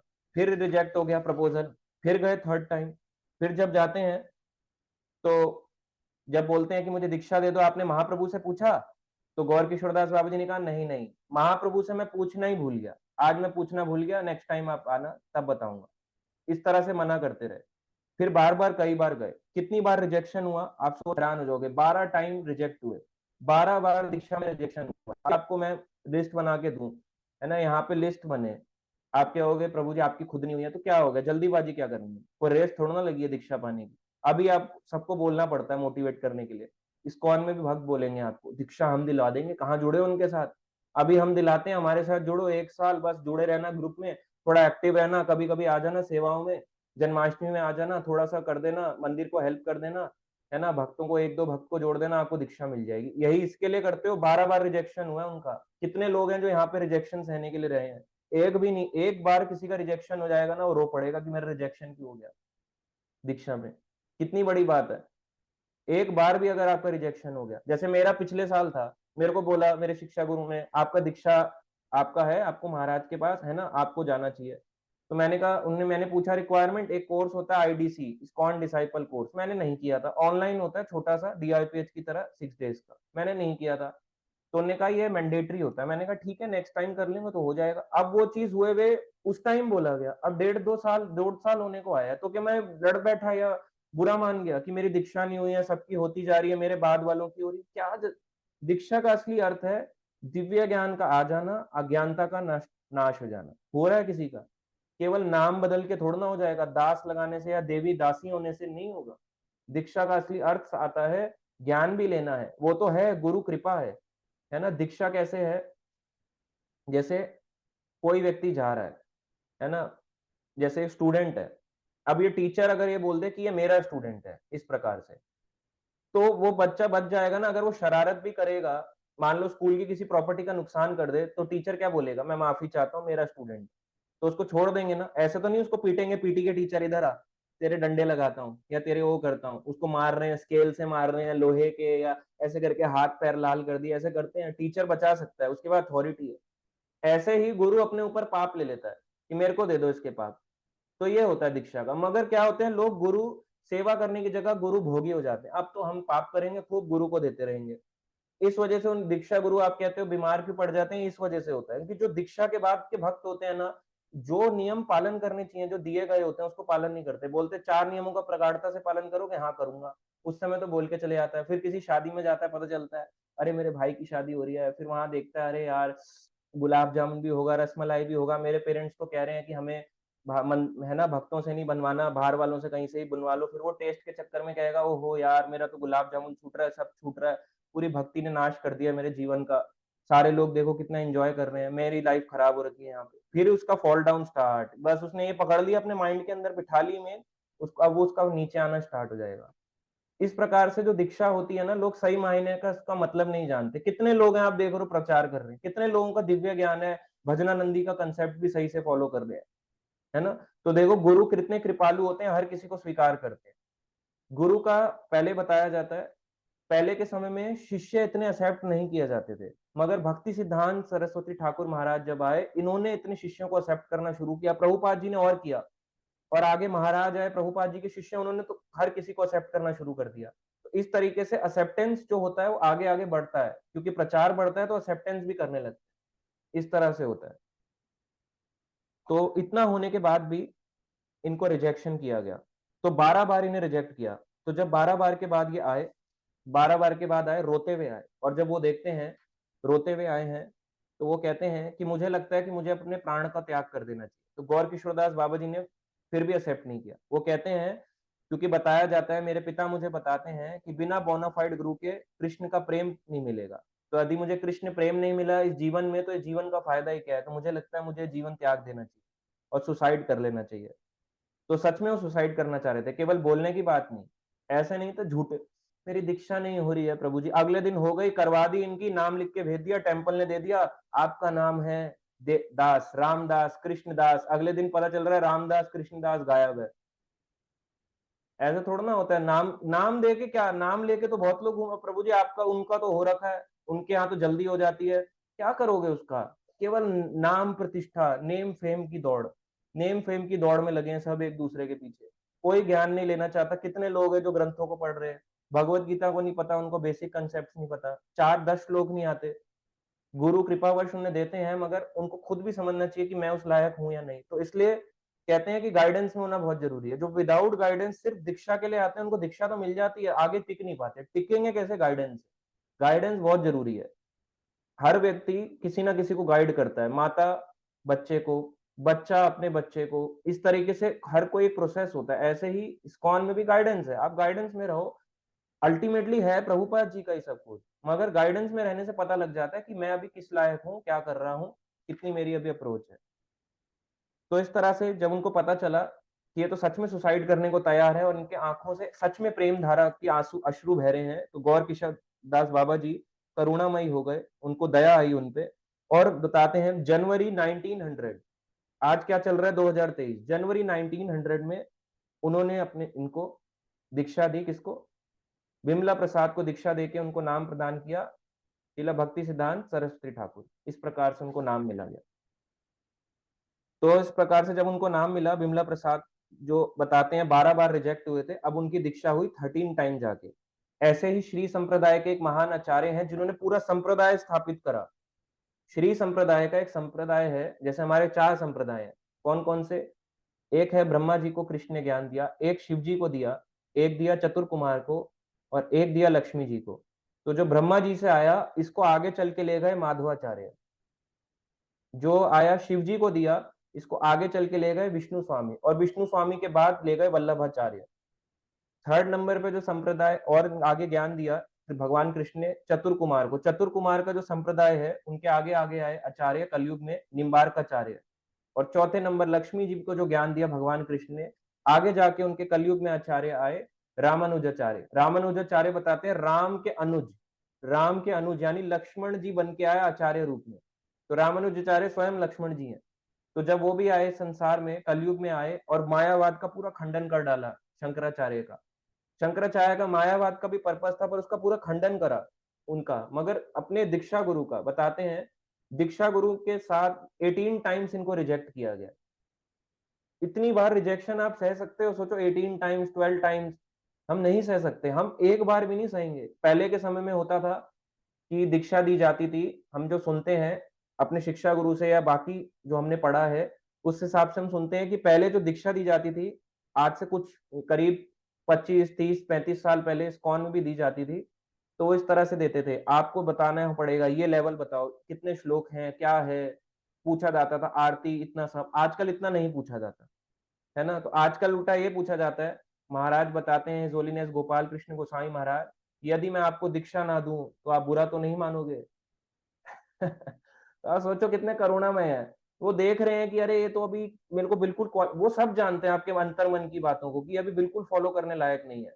और वो बोल देते हैं कि यदि मैं आपको दीक्षा दूं, फिर भक्त एकदम से उसका मुंह ऐसे हो जाता है, अंदर ही अंदर रो रहा होता है उसका। महाराज कहते हैं आपका नाम है रामदास, कृष्णदास, देवीदासी, आपको नाम प्रदान कर दिया है ना, आध्यात्मिक नाम दे दिया। तो इस तरह से वो देते हैं, वो करुणा से देते हैं। मगर आगे जुड़ना है, मैं नहीं जुड़ूंगा, मेरे बस की नहीं है जुड़ना उड़ना। ये तो अपना सिस्टम बना रहेगा, रात को 8 बजे क्लास, सुबह 9 बजे क्लास, इधर आ जाओ, उधर आ जाओ, इधर चल लो, उधर चल लो। तो जो जुड़ना नहीं चाहता वो फॉलो भी नहीं कर पाएगा, और जो फॉलो नहीं कर पाएगा, कृष्ण प्राप्ति करना बहुत मुश्किल है। आप मीराबाई नहीं हो कि आपको डायरेक्ट भगवान मिल जाएंगे, आपके पति रूप में आ जाएंगे, आपको स्वीकार कर लेंगे, आप डांस करोगे, है ना, कृष्ण के मीरा बन जाओगे, इस तरीके से आप डांस किया करोगे। ऐसा नहीं होगा। रासलीला में प्रवेश सीधा गोपी ड्रेस पहन के, जो शिक्षाओं में नहीं है वो तो भूल ही जाओ कि उसको आगे कुछ मिलेगा। उसकी गति ये है कि जैसे एक है एरोप्लेन की गति, एक है साइकिल की गति, या एक है पैदल चलने वाले की गति। तो पैदल चलने वाला धीरे पहुंचेगा डेस्टिनेशन में, और एरोप्लेन वाला तेज पहुंचेगा। तो अकेले हरे कृष्ण महामंत्र करेगा, जुड़ना नहीं चाहता किसी से भी, तो वो धीरे धीरे ही आगे बढ़ पाएगा। 18 टाइम्स रिजेक्शन बहुत बड़ी चीज होती है। ऐसे ही बिमला प्रसाद ने 12 बार रिजेक्शन सहा जब उनको अपना आध्यात्मिक दीक्षा मिली गई। तो बताते हैं कि जब भी ऐसा कोई होता, जब भी उनको दीक्षा दी गई, तो गौर किशोरदास बाबा जी ने अपने चरणों को उठाया, चरणों को उठा के अपने कमल चरणों की धूली उनको डाल दी, प्रदान करी। किसको? भक्ति सिद्धांत सरस्वती ठाकुर को। जनरली गौर किशोरदास बाबा जी के बारे में बताते हैं, वो किसी को अपने पैर भी नहीं छूने देते थे। पैर क्यों नहीं छूने देते? जब कोई भी आता था तो अपने पैरों पे ऐसे पीछे कर लेते थे या कपड़ा बांध लेते थे अपने पैरों पे कि उनके पैर कोई ना छुए। या अगर कोई आता था तो उसको बहुत डांट लगाते थे। वो कहते थे तुम्हारे साथ जरूर अब कुछ बुरा होने वाला है। सोचो आपके कोई पैर छूने आए, है ना? हम एक दूसरे के पैर छूते हैं। आप किसी के घर गए पैर छुओगे, है ना? क्या कहते हैं, है ना? वो कहते हैं है ना, खुशी खुशी रहो, सुख सुख, है ना, सदा सुहागन रहो, ऐसे करके आशीर्वाद देते हैं। और कोई आपको ये बोले तुम्हारे साथ कुछ बुरा होने वाला है, यू आर डूम्ड, इस प्रकार से इतने भयानक उपदेश दिया करते थे। मतलब आदमी रो पड़े अगर उसके साथ कोई पैर, आप किसी गुरु जी का आशीर्वाद लेने गए हो और आपको बोल दे मेरे पैर छूता है धूर्त, तेरे साथ कुछ बुरा होगा, इस प्रकार से वो बोला करते थे। तो छूने नहीं देते थे, किसी भी भौतिकवादी को अपने पैर नहीं छूने देते थे और आध्यात्मिकवादी को भी नहीं छूने देते थे। और धूली उन्होंने केवल अपने चरण, अगर कोई सर पे रख दे तो ऐसे नहीं, धूली दे दो, मेरे पर सर पे पैर रखो, पैर उठा के धड़ाक से अपने सर पे रख दिया जबरदस्ती का, ऐसा वाला सिस्टम नहीं था जैसे आजकल के लोगों ने सिस्टम बना रखा है। कई लोग उनसे पास आते थे, बाबा जी आशीर्वाद, चरण धूली दे दो, चरण धूली दे दो, थोड़ी सी, भक्त भी बोलते हैं ना, थोड़ी सी चरण धूली, प्रभु जी चरण धूली। अरे क्या करोगे चरण धूली का? इतने इंस्ट्रक्शन तो ले नहीं पा रहे, चरण धूली आपको क्या समझ आएगी? आपको क्या लगता है आप कहाँ लेके जाओगे इतनी सारी? इतना बड़ा उसका गुब्बारा बनाओगे क्या चरण धूली का? उसको ऐसे करके सर पे फोड़ोगे क्या फिर? तो आपको जब तक पता ही नहीं कि इसकी क्या वैल्यू है, तब तक आप उसको केवल बाहरी शो ऑफ तो हम कर सकते हैं, मगर रियलिटी हम नहीं कर सकते। भक्त का सिम्टम होता है, अपने आप ही दिख जाएगा आपको, वो कभी फोर्स नहीं करेगा कि मेरे सर पे चरण धूलि डालो, अपने आप ये तो नेचुरल आता है ना, इस प्रकार से। तो इनकी बारे में बताया जाता है कि जब भी कोई आता था इनके चरण धूलि मांगने के लिए, तो ये बोलते थे कि मेरे पास तो कुछ भी नहीं है, मैं तो बहुत गरीब हूँ। बंगाली में बोला करते थे कि मैं बहुत गरीब हूँ, मैं तुम्हें ना रसगुल्ला प्रदान कर सकता हूँ, ना गुलाब जामुन प्रदान कर सकता हूँ, मैं तुम्हें कुछ प्रदान नहीं कर सकता, तुम मेरे पास क्यों आए हो? मेरे पास मत आया करो, इस तरह से बोला करते थे। और आता है इनकी टीचिंग्स के बारे में। एक बार एक बाबा जी आए अपने कुछ फॉलोवर्स को लेके कि चलो आज हम चलेंगे गौर किशोर दास बाबा जी के पास। तो एक बाबा जी आया, सो कॉल्ड बाबा जी, अपने फॉलोवर्स के साथ। और उनके जो फॉलोवर थे वो बोल रहे हमारे जो गुरु जी है ना, अरे आप नहीं जानते, बड़े चमत्कार करते हैं, ये मुंह से शिवलिंग निकाल देते हैं, है करके ऐसे करके, हाथ से सेब निकाल देते हैं, अलग अलग चीजें कर देते हैं, गंगा नदी पार कर देते हैं। अलग अलग उनकी बोलते हैं, अलग अलग ट्रैवल पे कई लोग ऐसा बोलते हैं ना। तो ऐसे इनके फॉलोवर ने अपने गुरु को, सो कॉल्ड गुरु जो उन्होंने बना रखा था, उनको ग्लोरीफाई करना शुरू किया। तो जब ग्लोरीफाई किया, कहते हैं हमारे जो गुरु है ना, प्लेस टू प्लेस जाते हैं और बद्ध जीवों का उद्धार करते हैं, फॉलन सोल्स को उद्धार करते हैं, है ना। तो गौर किशोर दास बाबा जी ने दृढ़ता से एकदम स्ट्रांगली उनको क्या रिप्लाई किया कि ये जो तुम्हारा सो कॉल्ड गुरु है ना, ये केवल पैसा कमाना चाहता है, पैसों के लिए प्रचार करता है, अपना नाम बनाना चाहता है, नाम प्रतिष्ठा के लिए प्रचार करता है, ये लोगों को केवल और केवल चीट कर रहा है। सोचो हमें कोई बोल सकता है? अभी आपके सामने मायावादी आ गया, आपके पंडित जी आ गए पड़ोस के, कोई आपका पड़ोस का पंडित जी कह रहा है ना, उसके 4-5 चेले आ गए। तो चेले आके मान लो तारीफ करने लगे, हमारे गुरुजी ऐसे ऐसे ऐसे हमारे सर पे हाथ रख देते हैं, वो कर देते हैं, मेरे को देखो गाड़ी आ गई, हनुमान जी का प्रसाद दिया, मेरी नौकरी लग गई, है ना। ऐसे भी बहुत है ऐसे। अरे हनुमान जी आपकी बूंदी के भूखे हैं क्या? आपकी राम बताते हैं जो राम का नहीं वो काम का नहीं, आप क्या उनको बूंदी से खुश करोगे? इतने बलशाली वानर को आप क्या बूंदी खिलाओगे? आप बूंदी से खुश कर सकते हो, आपकी बूंदी खाने के बैठे हैं, वो भी जो राम का नहीं वो मेरे काम का नहीं। जब राम का प्रसाद आपने उन्हें नहीं दिया, आपके उनके लिए तो कूड़ा कचरा समान है वो, उनके लिए तो जहर है वो। हनुमान जी के लिए जो आप उनको बूंदी दे रहे हो वो नहीं खाएंगे, आपको क्रोध की दृष्टि से देखेंगे, मूर्ख आदमी। आपको बोलेंगे, फिर चर्चा करेंगे, उधर कई सारे देवी देवता होंगे मंदिर में, हनुमान जी ऐसे खड़े होंगे जय श्री राम ऐसे करके, और इधर देख रहे होंगे ऐसे अपनी नजरों से, बोल रहे होंगे शिव जी देखो हमें आजकल भगवान का प्रसाद देना छोड़ दिया, वो अपनी इच्छा मांग रहा है, ऑरेंज टीके लगाए जा रहा है ऐसे करके। हनुमान जी थोड़ा सा, और आजकल हनुमान जी को चांदी का वर्क लगा दिया जाता है। लो हनुमान जी आपको भैंस की चर्बी के बीच में चांदी बनाएंगे और आपके ऊपर चिपका देंगे। हनुमान जी बेचारे वो सोच रहे हैं क्या हो रहा है ये मेरे साथ। गणेश जी कह रहे हैं अरे तुम क्या, हमारे साथ भी यही हो रहा है। इधर से देख रहे हैं दुर्गा, इधर से देख रही है शिव जी, सब देख रहे हैं कि किसी को प्रसाद नहीं चढ़ाया जा रहा। सो कॉल्ड पंडित है, कहेंगे कितना पाखंड हो चुका है संसार में, राम का प्रसाद कुछ नहीं। भगवान राम ऐसे खड़े हुए हैं बेचारे, वो ऐसे देख रहे हैं, है ना, वो देख रहे हैं कि मेरे भक्तों के साथ कितना वो हो रहा है। फिर वो देखेंगे मेरे भक्तों का अनादर कर रहे हैं, जा तेरे साथ ऐसा हो जाए, तेरे साथ वैसा हो जाए। वो ऐसे ही तो करेंगे। आप उनके भक्तों का अनादर कर रहे हो, सबके किसी को बूंदी चढ़ा दी, केला चढ़ा दिया, चोला चढ़ा दिया, वो चढ़ा दिया। भगवान राम बेचारे ऐसे खड़े हुए, उनको कुछ नहीं चढ़ाया, उनका प्रसाद सबको बंटना चाहिए। मायावाद देखो ऐसे चलता है, ऐसे ही जो सो कॉल्ड अपने फॉल्स गुरु का गुणगान कर रहा है, वो क्या कर रहा है? तो उनने गौर किशोरदास बाबा जी ने कहा कि ये केवल नाम प्रतिष्ठा कमाने आया है, पैसा कमाने के लिए प्रचार करता है, लोगों को चीट करता है, और यही चीटर्स गॉट चीटेड, एक दिन यही इसको फॉल डाउन कराएगा। और इस प्रकार से कई लोग वहां पे आया करते थे। अब बताया, एक और बात की बात है, एक और व्यक्ति है, एक बार एक भक्त आया गौर किशोरदास बाबा जी से मिलने। तो आप सुनो, ये भक्त था बंगाल का। तो ये भक्त था, तो बताते हैं इसने गौरंग महाप्रभु, चैतन्य महाप्रभु को भोग लगाया और बोला कि बाबा जी महाराज, मैं आपके लिए भोग लाया हूँ, गौरंग महाप्रभु का भोग लाया हूँ। तो उन्होंने पता क्या रिप्लाई दिया? बोलते, जो मांसाहारी है, व्यभिचारी है, यानी पर स्त्री संग करता है या परुष परुष संग करता है, या किसी विशेष उद्देश्य से भगवान को भोग लगाता है। उद्देश्य क्या है? बड़ा टेस्टी मिल्क केक है, टेस्टी गुलाब जामुन है, पहले मैं खाऊंगा ना, भगवान को क्या जरूरत? अरे भगवान तो छोटी सी मिठाई से भी खुश हो जाएंगे, जरूरी थोड़ा ना है वही वाली से खुश होंगे। अपने टेस्ट के लिए जो खाता है ना, ऐसे लोगों के लिए बारे में बताया। आगे बोलते हैं, उनका प्रसाद गौरांग तक नहीं पहुंचता, गौरांग उनके उस चीज के भूखे नहीं है, वो भाव देखते हैं, और प्रसाद नहीं बनता क्योंकि वो उसको स्वीकार ही नहीं करेंगे।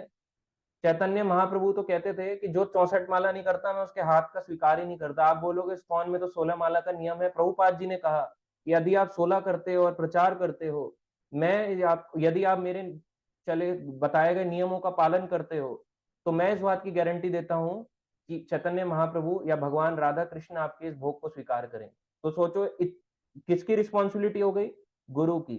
तो प्रभुपाद जी हमें जोड़े हुए हैं, लोग इधर उधर भटक रहे हैं, उनको इधर चले जाएं, इधर चले जाएं, इधर चले जाएं, इनका सुन ले, उनका सुन ले, इतनी सारी भ्रमित करने वाली सोसाइटीज हमें नहीं सुनना है। सबसे पहले हमें ये होना चाहिए, इस्कॉन नहीं तो कहीं नहीं। सुनोगे तो इस्कॉन, अदरवाइज बाहर नहीं, जो आपको जोड़ा हुआ है, क्योंकि आपको मिसगाइड कर सकता है कोई भी किसी भी समय। और जब भी ऐसे बताते हैं तो उस भक्त का भोग को अस्वीकार कर दिया, जबकि वो कहा था चैतन्य महाप्रभु का भोग था, मगर उन्होंने बोला आपके भोग को स्वीकार नहीं किया महाप्रभु ने। उनने साफ बोल दिया, उस भोग जिसपे तुलसी पट्टा डाल के उन्होंने भोग लगाया था, क्योंकि आप नियमों का पालन नहीं करते हो ढंग से। प्रयास तो करो, प्रयास करोगे तो भी भगवान देखेंगे। भगवान प्रिपरेशन से ज्यादा इंटेंशन देखते हैं, इसका भाव क्या था। तो जब भी उनको कुछ भिक्षा मांगनी होती थी, वो कच्चे चावलों को लेते थे और उबाल के कच्चे चावलों को भोग लगा के खाते थे। अगर खाना हो तो इतना ही खाते थे। आप खा सकते हो कच्चा चावल, केवल चावल लिया, कच्चा चावल लिया, उबाला, ऐसे करके पका नहीं पका, उसमें ब्रज रज मिलाई, थोड़ी सी नवदीप की रज मिलाई, ऐसे करके चावल के ऊपर ऐसे ऐसे किया, भोग लगाया तुलसी पत्ता डाल के, और उसको ग्रहण कर लिया। कर लोगे ऐसा? कितने लोग कर सकते हैं बताओ? जो आजकल भी कह रहे हैं कि हम बाबा जी बन चुके हैं, हमारे को बाबा जी उपाधि मिल गई है, ब्लैक कलर का ऐसे तिलक लगाएंगे। आप कहोगे प्रभु जी ये ब्लैक कलर कौन सा है? ये राधा कुंड तिलक है। क्या आप राधा रानी के सच में भक्त हो? क्या सीखा आपने? पैंट शर्ट तो उतरा नहीं अभी तक, आप कह रहे हो भक्त बन गया मैं, और बन भी गया। फिर वहां पे जाएंगे, वृंदावन में एक फ्लैट ले लेंगे चुपचाप, बताएंगे नहीं किसी को, चुपचाप जाके फ्लैट ले लेंगे, फ्लैट में अपने कमरा भी ले लेंगे, ऑनलाइन जॉब पकड़ लेंगे, वर्क फ्रॉम होम, बाहर से दिखाएंगे हम बहुत बड़े वैरागी हैं, और अंदर बैठ के टक टक टक टक टक टक टक टक टक टक टक हर एक, फिर वहां पे हेलो, अरे बड़ा लॉस हो रहा है, ये हो रहा है, फिर बाहर जाएगा एकदम से साधु वेश में, ऐसे स्कूटी में दिखाएंगे, अरे कितना बड़ा वैरागी है, क्या वैराग की बात है। ये दिल्ली वालों को तो वैराग की कुछ पता ही नहीं है, यहाँ होते हैं असली वैरागी वृंदावन में, नवद्वीप में। आपको पता भी नहीं चलेगा कितना भ्रमित होते हैं लोग। कितने लोग ऐसे होते हैं जो आते हैं चले जाते हैं, फिर ना वहां के बचते ना यहाँ के। वहां शिक्षा मिलेगी नहीं, ऐसे दीक्षा दे देंगे, आपका नाम आज से ये तुम हो, राधा कुंड में जाओगे आपको ऐसे दीक्षा प्रदान करेंगे, सिद्ध प्रणाली दीक्षा। वहां पे आपको बोलेंगे राधा कुंड में अकेले जो जाते हैं गोवर्धन घूमने, वहां पे उनको बताएंगे घूमने, क्योंकि यात्रा करने थोड़ा ना जा रहे हैं, यात्रा तो वो करने जाता है जो कथा और वो सुनता है, अकेला तो घूमना ही होता है, अकेला केवल फोटो खिंचाना और घूमना। तो जो लोग वहां जाते हैं, वहां पे जाते हैं, उनको बोलते हैं आज से आप हो मोर, और फिर वो ऐसे आवाज निकालता है, पीहू पीहू, ऐसे करके उसका हरे कृष्ण महामंत्र छूट के जाता है, पीहू, मोर की आवाज निकाल रहा है। जीन्स पहन के राधा कुंड पे नहाएंगे, ऐसे करके कूद जाएंगे, कई लोग डाइव लगाते हैं राधा कुंड के अंदर। एक बारी प्रभुपाद जी ने देखा, है ना, प्रभुपाद उनको बोला, कथा में सुनाया कि राधा कुंड में जो एक बार स्नान करता है, वो कृष्ण प्रेम के लिए, उसमें कृष्ण प्रेम आ जाता है, बहुत ज्यादा कृष्ण, राधा कृष्ण के प्रति प्रेम आ जाता है। तो जब उन्होंने सुना, उनके शिष्य उसके अंदर डाइव लगाने लग गए, क्योंकि फॉरेनर्स थे ना, ऐसे ऐसे करके कूदने लग गए, डाइव लगाने लग गए, इधर से कूदे, इधर से कूदे, और ऐसे ऐसे करके अलग अलग वेव्स, बैक फ्लोटिंग चल रही है उस पर, ऐसे ऐसे करके ब्लैक बैक फ्लोट कर रहे। प्रभुपाद जी ने कहा गेट आउट, आप सब बाहर आ जाओ, आप सब मेरे ऐसे ही चले गए, मैंने तो लेक्चर दिया था, बोला था, मगर आपने डेवलप कहाँ हुआ है? आपने मेरे से परमिशन ली क्या कि आप पहले ही उतर गए इसमें? ऐसे ही उतर जाते हैं, कहीं पे भी कुंड मिलेगा नहा गए, बोले ये भी नहा रहे थे। अरे वो मूर्ख हैं, दिल्ली के ऐसे बहुत लोग हैं। दिल्ली क्या, पूरे इंडिया में, भारत में, पूरे संसार में, केवल इस संसार में क्या, पूरे 14 लोगों में है ऐसे मूर्खता। तो लोगों को भी नहीं पता, तो इसलिए उनको स्वीकार नहीं करते चैतन्य महाप्रभु, भाव के भूखे हैं भगवान। तो अगर आप घर में बैठ के भी जप करते हो, सेवा करते हो, माला करते हो, कथा सुनते हो, शास्त्र पढ़ते हो, आप उत्तम हो उनसे, उनसे ऊपर हो, बजाय इसके कि जो वहां जा रहा है केवल पार्टी फंक्शन में आने जा रहा है। एक और बात की बात आती है, इसको भी ध्यान से सुनना। एक भक्त थे गिरी बाबू, बंगाली भक्त थे, इनकी वाइफ थी, ये सच्चे भक्त थे, बहुत अच्छे भक्त थे, इनको गौर किशोरदास बाबा जी बहुत पसंद करते थे, इनको अच्छा मानते थे। तो ये गृहस्थ थे गिरी, गिरी बाबू और उनकी पत्नी। तो उन्होंने बाबा जी से रिक्वेस्ट करी कि आप आइए, नवदीप में हमारा घर है, हमारे घर में आके दर्शन दीजिए, हमारे घर को पवित्र कीजिए। तो बाबा जी ने बहुत खुश हुए, कह रहे ठीक है मैं आऊंगा, आपके घर में रहूंगा, पर मेरी आपसे एक रिक्वेस्ट है। बोले क्या? कह रहे मैं आके आपके टॉयलेट में रहूंगा। कह रहे टॉयलेट भी कोई रहने का स्थान है? कह रहे नहीं, मैं आपके यहाँ पे टॉयलेट में रहूंगा, तो यदि आप मुझे टॉयलेट में रहने के लिए प्रदान करोगे तो मैं रह लूंगा, अदरवाइज मैं नहीं आऊंगा। तो उन भक्तों ने अपने टॉयलेट को साफ कराया, टॉयलेट को सोचो साफ कराया, और गौर किशोरदास बाबा जी महाराज वहां गए टॉयलेट में, टॉयलेट बंद करके बैठ जाते थे और घंटों घंटों उस टॉयलेट से बाहर ही नहीं आते थे, करते थे हरे कृष्णा कृष्ण कृष्ण हरे हरे, हरे राम राम हरे हरे, टॉयलेट के अंदर भी जब बताते हैं उन्होंने टॉयलेट को भी कहीं भी जाए, जहां पे भी शुद्ध भक्त जाता है उस जगह वो धाम बन जाती है। तो उन्हें एक सोचो, टॉयलेट ऐसी जगह है जो गंदी जगहों में काउंट होती है, मगर उस जगह में भी जाके उन्होंने जप किया कि मेरे को टॉयलेट में जान दो, गंदी जगहों में जाके जब, क्योंकि उनको संसारी चीजों से वैराग था ना पूरी तरह से, वो नहीं रह सकते थे ऐसे घरों में जहाँ पे बेड हो, सोफा हो, वो ऐसे घरों में नहीं रह पाते थे। ये सब चीजें बाद में शीला भक्ति सिद्धांत सरस्वती ठाकुर ने शुरू करी।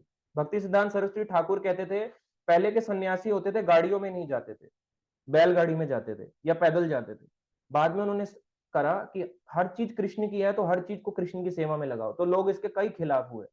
आपने गाड़ी चलाना, आप गाड़ियों में बैठ के आना शुरू कर दिया है, आपने रथ यात्रा गाड़ियों में निकालनी शुरू कर दी है ना, जगन्नाथ जी को तो रथ से खींचा जाता है, आप लोगों ने सर से ऐसे लेके जाना शुरू कर दिया है। बहुत उनको क्रिटिसाइज किया, निंदा की, मगर उन्होंने खूब प्रचार किया।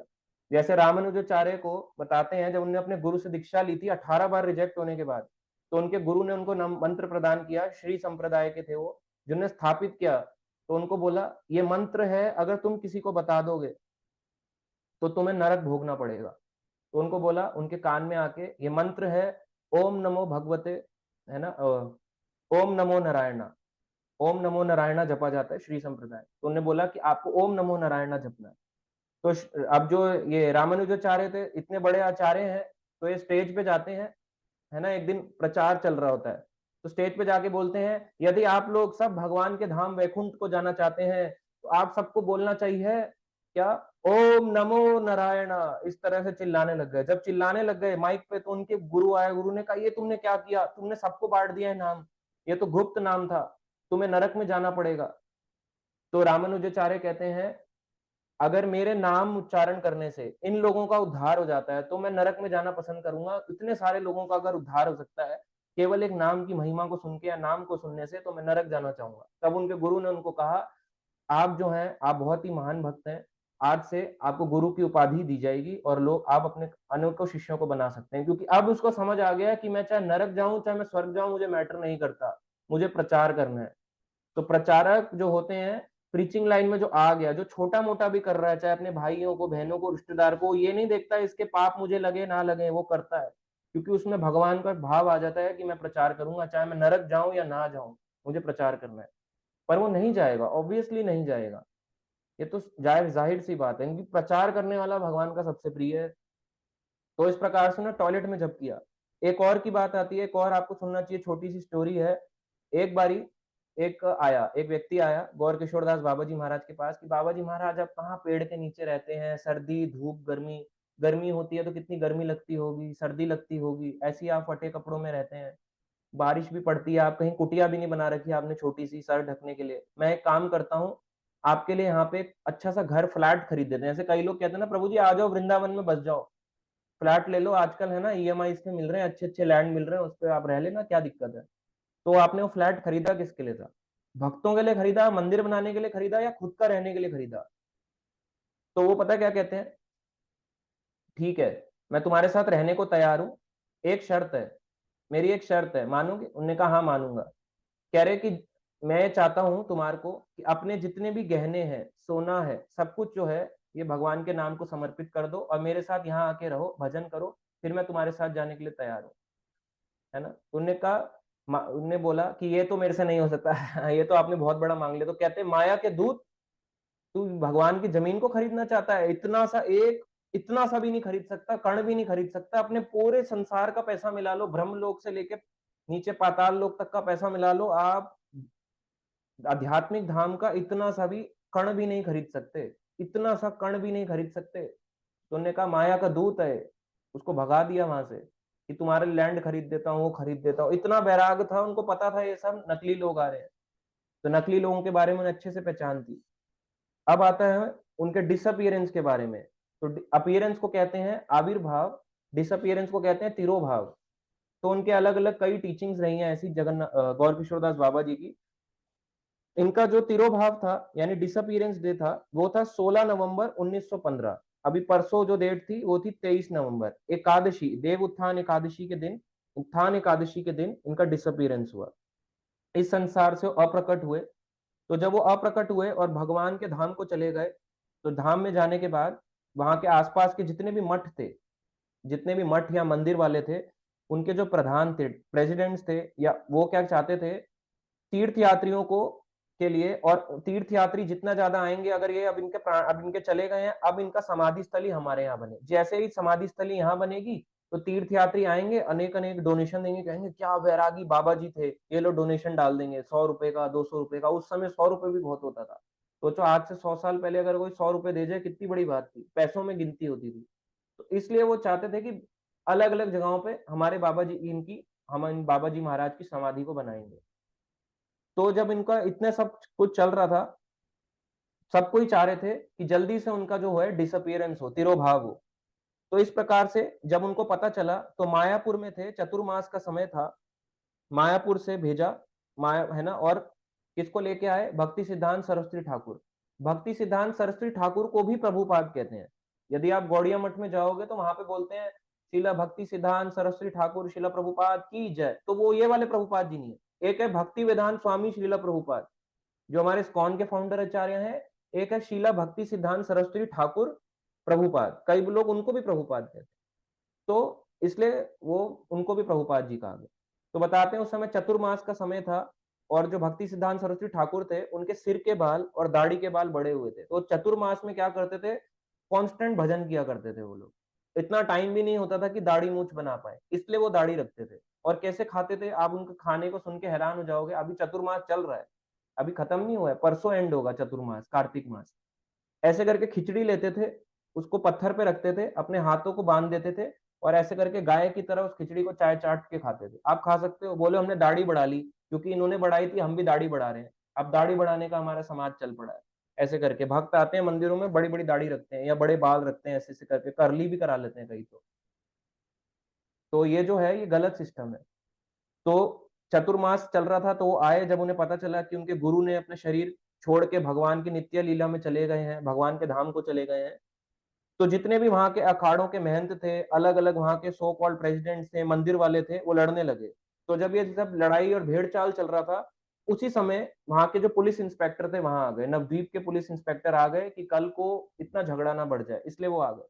बहुत शोरगुल चल रहा था, तो कई लोगों ने उनपे लांछन लगाया, किस पे, शीला भक्ति सिद्धांत सरस्वती ठाकुर पे। उस समय वो सन्यासी नहीं थे, ब्रह्मचारी थे, ब्रह्मचारी हुआ करते थे। तो उन्होंने बोला कि जो भक्ति सिद्धांत सरस्वती है ये वैरागी नहीं है, और वैरागी की समाधि स्थापित करने के योग्य नहीं है। जब ये खुद ही वैरागी नहीं है, अभी तो ब्रह्मचारी है ना, सन्यासी तो नहीं बना है, तो हम इसको क्यों दें? तो उसी समय बोलते भक्ति सिद्धांत महाराज ने उनको वापस रिप्लाई किया कि मैं परमहंस बाबा जी महाराज का एकमात्र शिष्य हूँ। अगर गौर किशोर दास बाबा जी ने अपनी लाइफ में कभी ज्यादा शिष्य नहीं बनाए, केवल और केवल एक शिष्य बनाया, भक्ति सिद्धांत सरस्वती ठाकुर, और कभी उन्होंने कोई शिष्य नहीं बनाया, ना ही शिक्षा दी, क्योंकि वो भजनानंदी थे। केवल एक शिष्य बनाया, और शिष्य बना के क्या बोला, अपनी चरण धूलि जब प्रदान करी कि जाओ पूरे संसार में कृष्ण भक्ति का प्रचार करो, तब उन्होंने प्रचार करना स्टार्ट किया, क्योंकि वो जानते थे ये किसके पुत्र हैं, भक्ति विनोद ठाकुर के। भक्ति विनोद ठाकुर महान आचार्य हैं, कई ग्रंथ लिख चुके हैं, तो ये बहुत प्रगाढ़ प्रचार कर सकते हैं, बहुत स्ट्रॉन्ग प्रचार कर सकते हैं। तो उन्होंने बोला मैं एकमात्र शिष्य हूँ, और यदि और मैं वैरागी नहीं हूं, फिर भी मैं नैष्टिक ब्रह्मचारी हूँ। नैष्टिक ब्रह्मचारी होता है आजीवन ब्रह्मचारी रहने का। मैंने कभी शादी नहीं करी है, मैं हमेशा से ब्रह्मचारी रहा हूँ।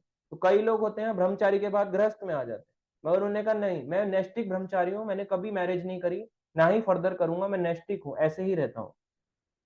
तो इस प्रकार से बाबा जी महाराज की कृपा से मैं घृणित आदतों का शिकार नहीं बना हूं, है ना। तो उन्होंने बोला मेरी कोई गलत आदतें भी नहीं है। तो उन्होंने बोला, पुलिस ने बोला कि आप इस बात को कैसे साबित करोगे, है ना, कि आप उनके सही मात्र में शिष्य हो और आप ही को उनकी समाधि के लिए उनकी बॉडी मिलनी चाहिए। क्योंकि अब देखो, बॉडी के लिए लड़ाई हो रही है कि इनकी समाधि यहां बना देंगे, समाधि बनाने से क्या होगा, खूब पैसा आएगा। ज्यादातर की सबकी सोच यही है, 99% की सोच यही है। केवल एक अकेले दिए थे जिनकी सोच सही थी।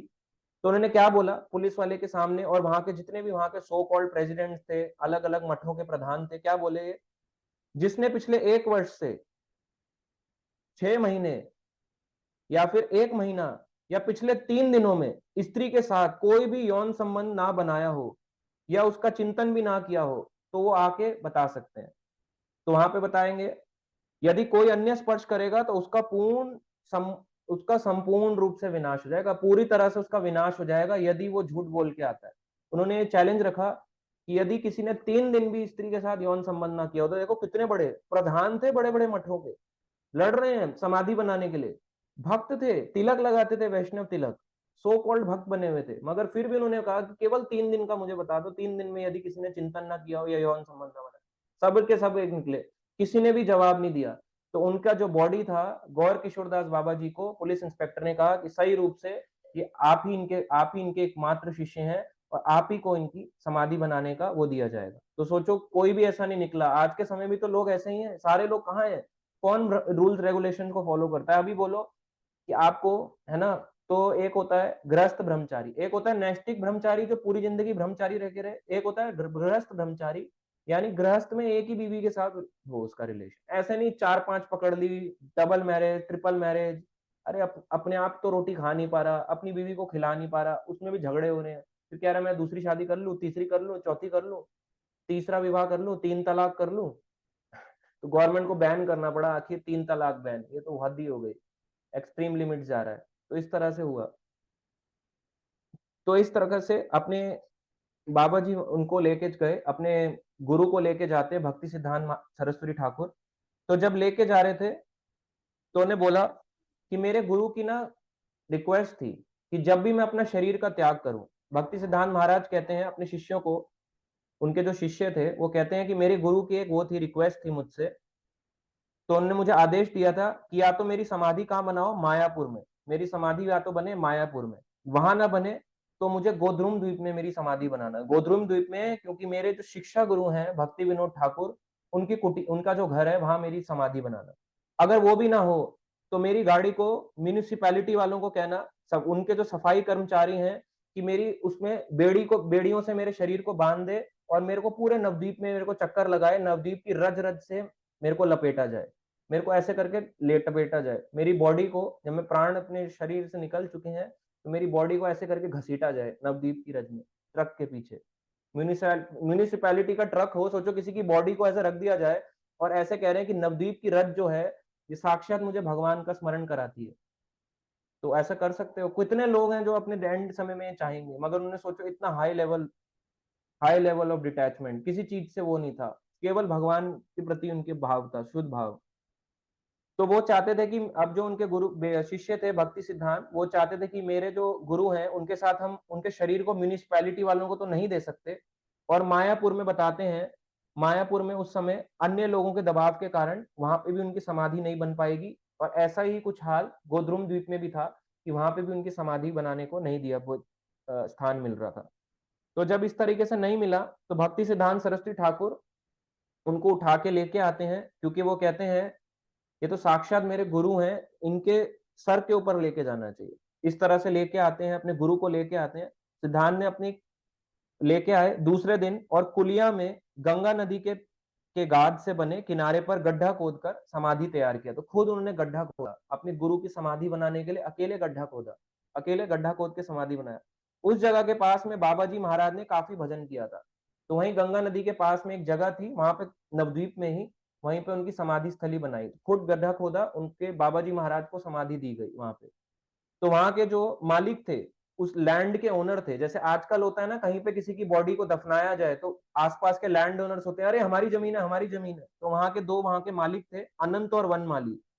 अनंत और वनमाली पोदार, ये एक व्यापारी थे, बिजनेसमैन थे, और कई सालों से ये भक्ति सिद्धांत सरस्वती ठाकुर को सपोर्ट भी किया करते थे, उनके प्रचार सेवा में फाइनेंशियली सपोर्ट भी करते थे, मगर भक्त नहीं बने थे, फाइनेंशियली सपोर्ट करते थे। तो उन्होंने घोषणा की कि अगर वो उन्हें भूमि दान की, अब उन्होंने बोला कि ये जो लैंड है ना, हमने आगे दान कर दिया है, या आगे बड़े बड़े बिल्डिंग्स बनाई जाएगी, स्ट्रक्चर बनाए जाएंगे, आपकी जो बाबा जी महाराज की समाधि है आपको यहाँ से हटानी पड़ेगी। देखो वो कह रहे हैं कि इनकी समाधि को ले जाओ, आपने यहाँ पे अपने गुरु को समाधि दे दी, मगर ये जो है यहाँ से ले जाओ।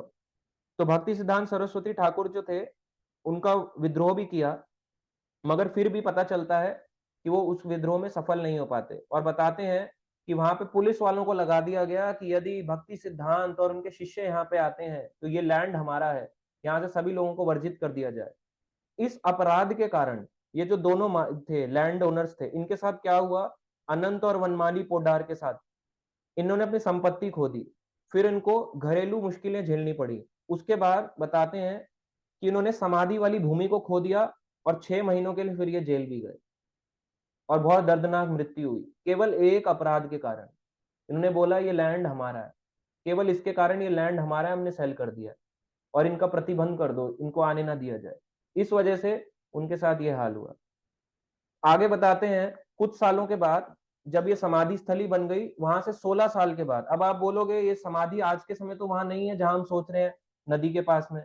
अब बताते हैं 16 साल के बाद गंगा की धारा जो थी बदल गई, गंगा का जो फ्लो था वो बदल गया। तो जब फ्लो बदला गंगा का, तो उस समय क्योंकि लीला जो बाबा जी की समाधि स्थली है उसके ऊपर से गंगा का फ्लो चले जाएगा तो समाधि स्थली लुप्त हो जाएगी। तो क्योंकि समाधि स्थली लुप्त ना हो, तो भक्ति सिद्धांत ने अपने गुरु की समाधि को वहां से वापस निकाल के अपने गुरु की समाधि को कहाँ पे लेके आते हैं, चैतन्य मठ एक स्थापित करते हैं। बाद में चैतन्य मठ बना, राधा कुंड एक जगह है, वहीं पे चैतन्य मठ के अंदर चैतन्य मठ को स्थापित करा गया, और वहां उस चैतन्य मठ के अंदर अपनी गुरु की समाधि को स्थापित किया राधा कुंड के पास। तो एक राधा कुंड है गोवर्धन में, एक राधा कुंड है स्कॉन मायापुर के पास, इस टेम्पल में चैतन्य मठ में। तो चैतन्य मठ आज के समय में गौड़िया मठ के भक्त संभालते हैं, उनके अंडर आता है। तो चैतन्य मठ इन्होंने स्थापित किया और वहां पे अपने गुरु की समाधि बनाई राधा कुंड के पास, ताकि मेरे गुरु को हमेशा साक्षात राधा रानी का हमेशा दर्शन हो।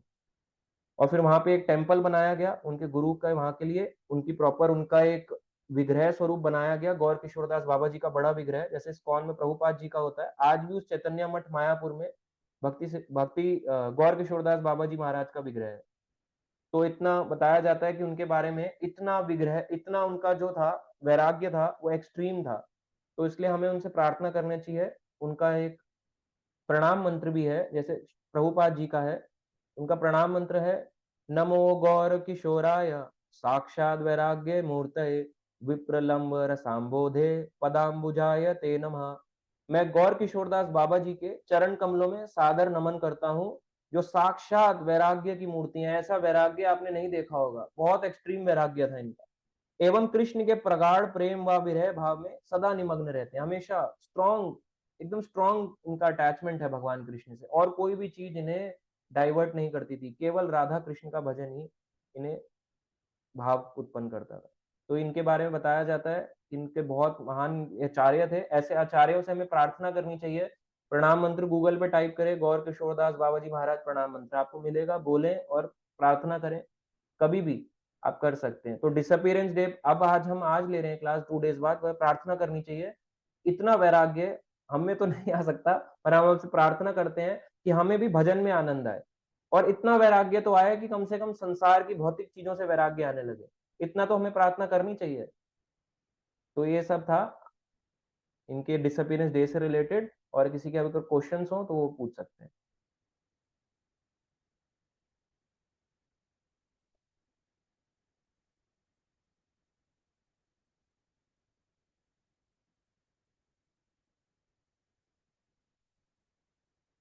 हाँ ठीक है, वन प्लस।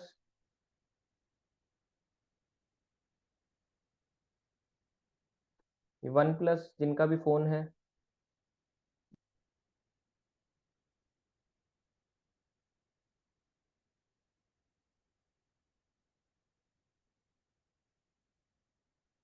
अनम्यूट करना पड़ेगा प्रभु जी, जो भी हैं। हेलो। हाँ जी प्रभु मेरी जी, हरे आवाज आ रही है? कृष्ण। आ रही है। जी प्रभु जी, आज मैं लेट भी हो गया, इस कारण आज हमारे यहाँ कॉलेज में बच्चों की फ्रेशर पार्टी थी। हम लोग फर्स्ट ईयर में थे ना, तो फ्रेशर हाँ पार्टी थी आज। मैं इसीलिए लेट भी हो गया था यहाँ आज लेक्चर सुनने में। प्रभु जी, आज हाँ। मुझसे क्या हुआ, मुझसे गलती से आज फ्रेशर पार्टी थी, तो वहाँ कॉलेज ने जो अपनी तरफ से वो सब खाना वाना भी अपनी तरफ से एक ऑर्गेनाइज किया था। तो मुझसे क्या हुआ, मुझे शायद ऐसा लग रहा है कि वो एक पनीर टिक्का होता है, मैं प्योर वेजिटेरियन, मैं वो खाने जा रहा था। मुझे लग रहा है कि मैंने कुछ नॉन वेज खा लिया, बता रहे थे कि वो चिकन था, वो मेरे दोस्त बता रहे थे। तो मुझे लगा अरे ये मैंने क्या कर दिया, मुझे बहुत ज्यादा मतलब अंदर से जो है गंदगी, थोड़ा सा अंदर से बहुत ज्यादा डिस्टरबेंस फील हो रहा है। मुझे बहुत लग रहा है जैसे मैंने पाप कर दिया है। आज पहली बार लाइफ में मैंने वो अनफॉर्चुनेटली गलती से मुझसे खा लिया। मैं समझ नहीं पाया था उसको, सारे वो एक ही चीज सब्जी लग रही थी। तो बहुत ज्यादा मैं परेशान हूँ इस चीज को लेके। देखो, आप कॉलेज में हो, प्रॉब्लम्स तो आएंगी। प्रॉब्लम्स हमेशा आएंगी, हमेशा रहेंगी, तो आपको ये करना चाहिए, ध्यान देना चाहिए। अगर हम कुछ भी खा लेंगे तो हमारी भक्ति को खींच लेगा वो। नहीं नहीं प्रभु जी, वो नहीं था, मैं पनीर समझा था। पनीर अब तो को खा समझा लिया तो वो भगवान, जो अब है। तो कुछ नहीं कर सकते। अगली बार ध्यान रखें, कहीं ऐसी पार्टीज हो तो पहले ही अवॉइड करें खाना। अगर नहीं कर जी सकते तो ऐसे ऑप्शंस को देखें जहां आपको श्योरिटी ना हो, रिजेक्ट कर दो पहले ही, ये मेरे खाने लायक नहीं है। जी, उन्होंने कहा था प्योर वेज है, फिर बाद में मुझे वो तो पता बोलेंगे, वो तो बोलेंगे। आजकल तो मुर्गी तक को प्योर वेज बोला जाता है, मुर्गी बकरा सब प्योर वेज आता है। चमगादड़ और उसको बोला जाता है नॉन वेज। चमगादड़ या बंदर की खोपड़ी का सूप। तो मेरे तो सर मेरे मजाक में ऐसे बोलने लगे कि अगर जो है एक बार खा लिया है तो क्या हुआ, अब तो खा लिया ना, पहली बार गलती से चख लिया ना, अब और खा लूं जाके, मजा आ जाएगा, ये सब बोल रहे हैं। वो तो ऐसे ही अंदर से बोलेंगे, इतनी गलत गिल्ट, गाइडेंस होती है ना, क्या करें। अंदर से गिल्ट हो रही, पता नहीं मुझसे पाप हो गया, पता नहीं भगवान मुझसे नाराज हो गए होंगे, थोड़ा सा इस टाइप को लेके थोड़ा डर लगा बस। नहीं कोई बात नहीं, आपसे आप बस अपना ध्यान रखें, नेक्स्ट टाइम से इन चीजों से दूर रहे। अगर ये बात मैंने अपनी मदर को बता दी ना, तो वो तो मुझे बहुत सुनाएंगी कि कैसे कैसे देख लेते हो ये सब, बहुत मतलब अंदर से बहुत ज्यादा गिल्टी फील हो रही है तब। एक्स्ट्रा माला करनी चाहिए। देखो, गिल्टी फील हो बजाय उसके, आप जितनी माला करते हो आज इतना ठानो कि आज मैं चार, जो अगर मैंने ये गलती करी है तो अब मैं आधा घंटा बैठ के कम से कम चार माला तो करूंगा। कुछ तो मेरे से गिल्टी है तो इसके इतना तो करूं मैं, जी जी प्रभु जी। जी जी। है ना। एक्स्ट्रा कुछ करूं मैं। हाँ ओके ओके, ठीक है। हरे ठीक कृष्ण। है। हरे कृष्णा। अरुणांशु प्रभु जी।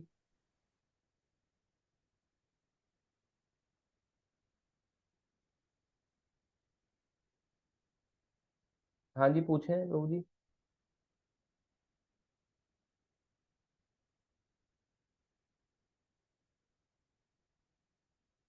आवाज नहीं आ रही है प्रभु जी आपकी। ठीक है, मनोज सहानी प्रभु जी। हरे कृष्णा प्रभु जी। हाँ जी प्रभु जी। प्रभु जी, जैसे कि चैंटिंग कर रहे हैं, मतलब महामंत्र का, तो चैंटिंग करते करते जैसे हमने दो बार दो राउंड कर लिए हमने चैंटिंग के, तीन कर लिए, चार कर लिए, पांच कर लिए, बट जैसे कि हमको वॉशरूम जाना है, हम वॉशरूम हाँ, गए, देन उसके बाद क्या हमको नहाना पड़ेगा? नहीं वॉशरूम के बाद जाने की नहीं होता नहाने का, स्टूल पास करें तो नहाना चाहिए। अगर वॉशरूम हाँ। गए हैं तो ऐसे पानी लें थोड़ा सा और ऐसे डालें। या तो बोले हरे कृष्ण महामंत्र, या बोले श्री विष्णु श्री विष्णु श्री विष्णु, या फिर आप बोल सकते हैं एक मंत्र, ओम अपवित्र पवित्रो वा सर्वस्थाम गतो अपि वा या स्मरेत पुंडरीकाक्षम सा भया अभ्यंतरम शुचि। ये शुद्धिकरण के लिए बोला जाता है। नहीं याद तो हरे कृष्ण महामंत्र बोल सकते हैं और श्री विष्णु श्री विष्णु श्री विष्णु बोल सकते ठीक। हैं और बस। प्रभु जी एक बात और है, जैसे कि सब लोग बोलते हैं काफी टाइम, जैसे कि है, दादी भी बोलती थी, दादा दादी, कि मंगलवार को बाल नहीं कटाने चाहिए, थर्सडे को नहीं कटाने चाहिए, रात को नेल नहीं काटने चाहिए, ये सब इसको क्लैरिफाई क्लैरिफाई कीजिए। नहीं, ये बिल्कुल रॉन्ग है, ऐसा कुछ भी नहीं है। मंडे, ट्यूसडे, वेडनेसडे, ये सब कोई ना कोई दिन तो होगा ही। ये तो केवल बना दिया है लोगों ने। ऐसा कुछ भी नहीं है कि इस दिन नहीं काटते, इस दिन नहीं काटते। फास्टिंग डेज में नहीं काटते हैं बाल को, बाकी हर दिन कटवा सकते हैं।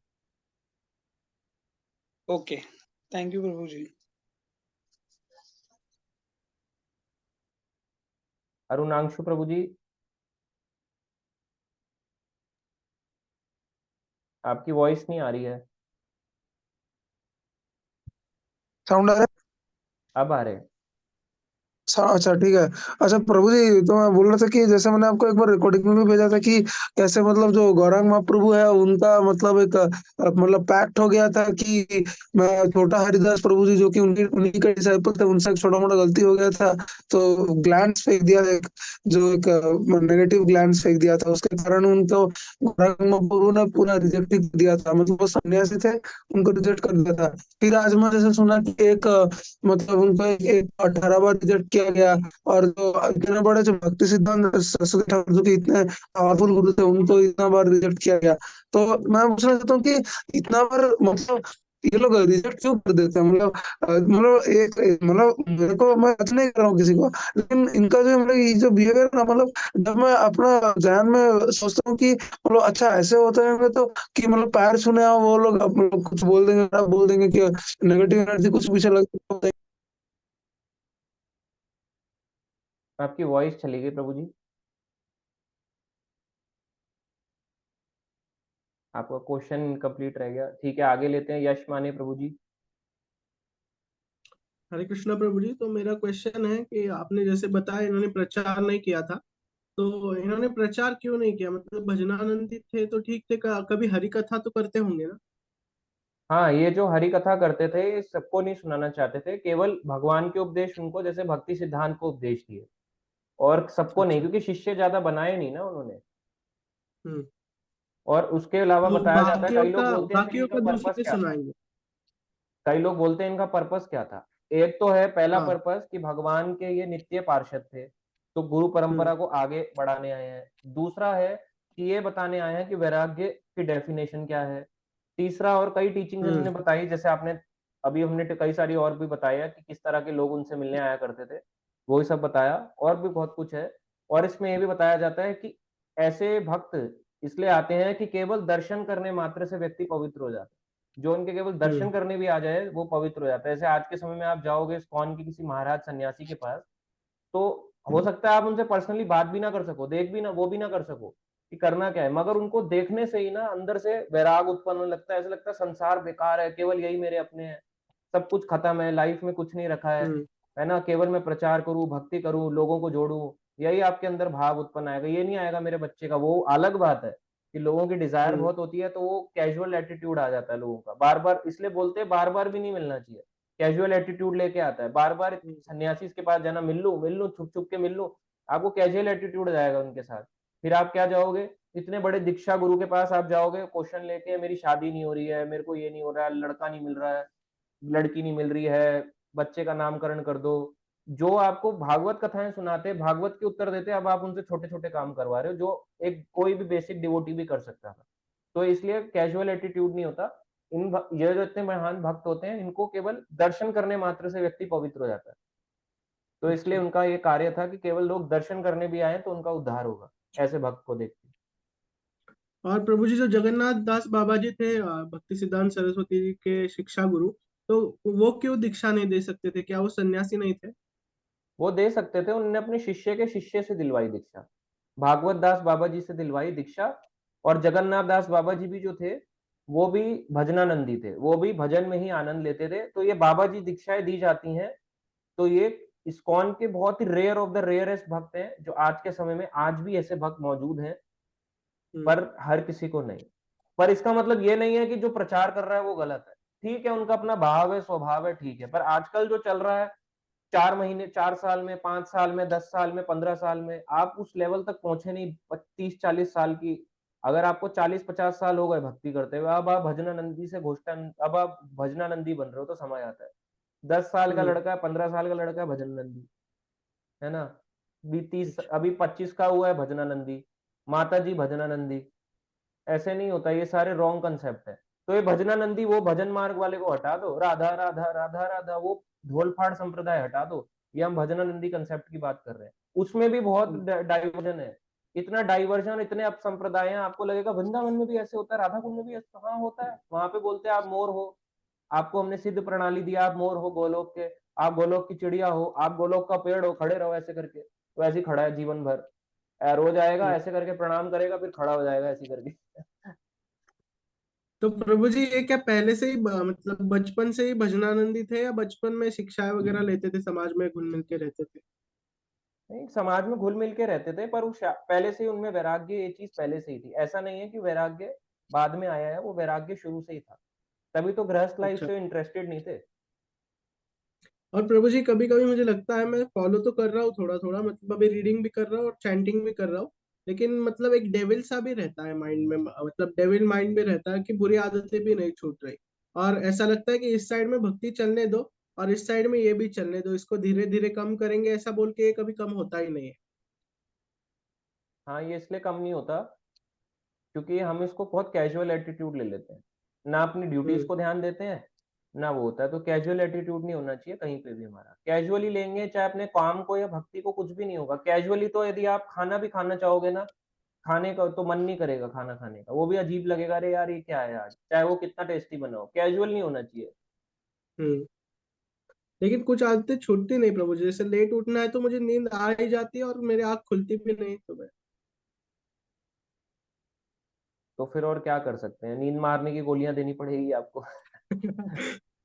और तो कुछ रास्ता लग नहीं रहा है। देखो, अब आपको रूटीन अपने आप बनाना पड़ेगा, और पूछना चाहिए हाँ आपको, वो अपना तो। रूटीन लिखना चाहिए। जो चीज लिखते हैं वो आदमी ज्यादा फॉलो करता है। हाँ। लिखना चाहिए कि आज मैं कितने बजे उठाऊं, कल से मैं प्रयास पूरा 100% 10 बजे उठूंगा, 10 से 9 पे आऊंगा, 8 पे आऊंगा, धीरे धीरे करके अच्छा। लिखना चाहिए। डेली टाइम टेबल बनाना चाहिए। उसमें बुराई क्या है, पहले के इतने लोग डायरी लिखा करते थे रोज, आज मैंने पूरे दिन की दिनचर्या में क्या किया। हम्म।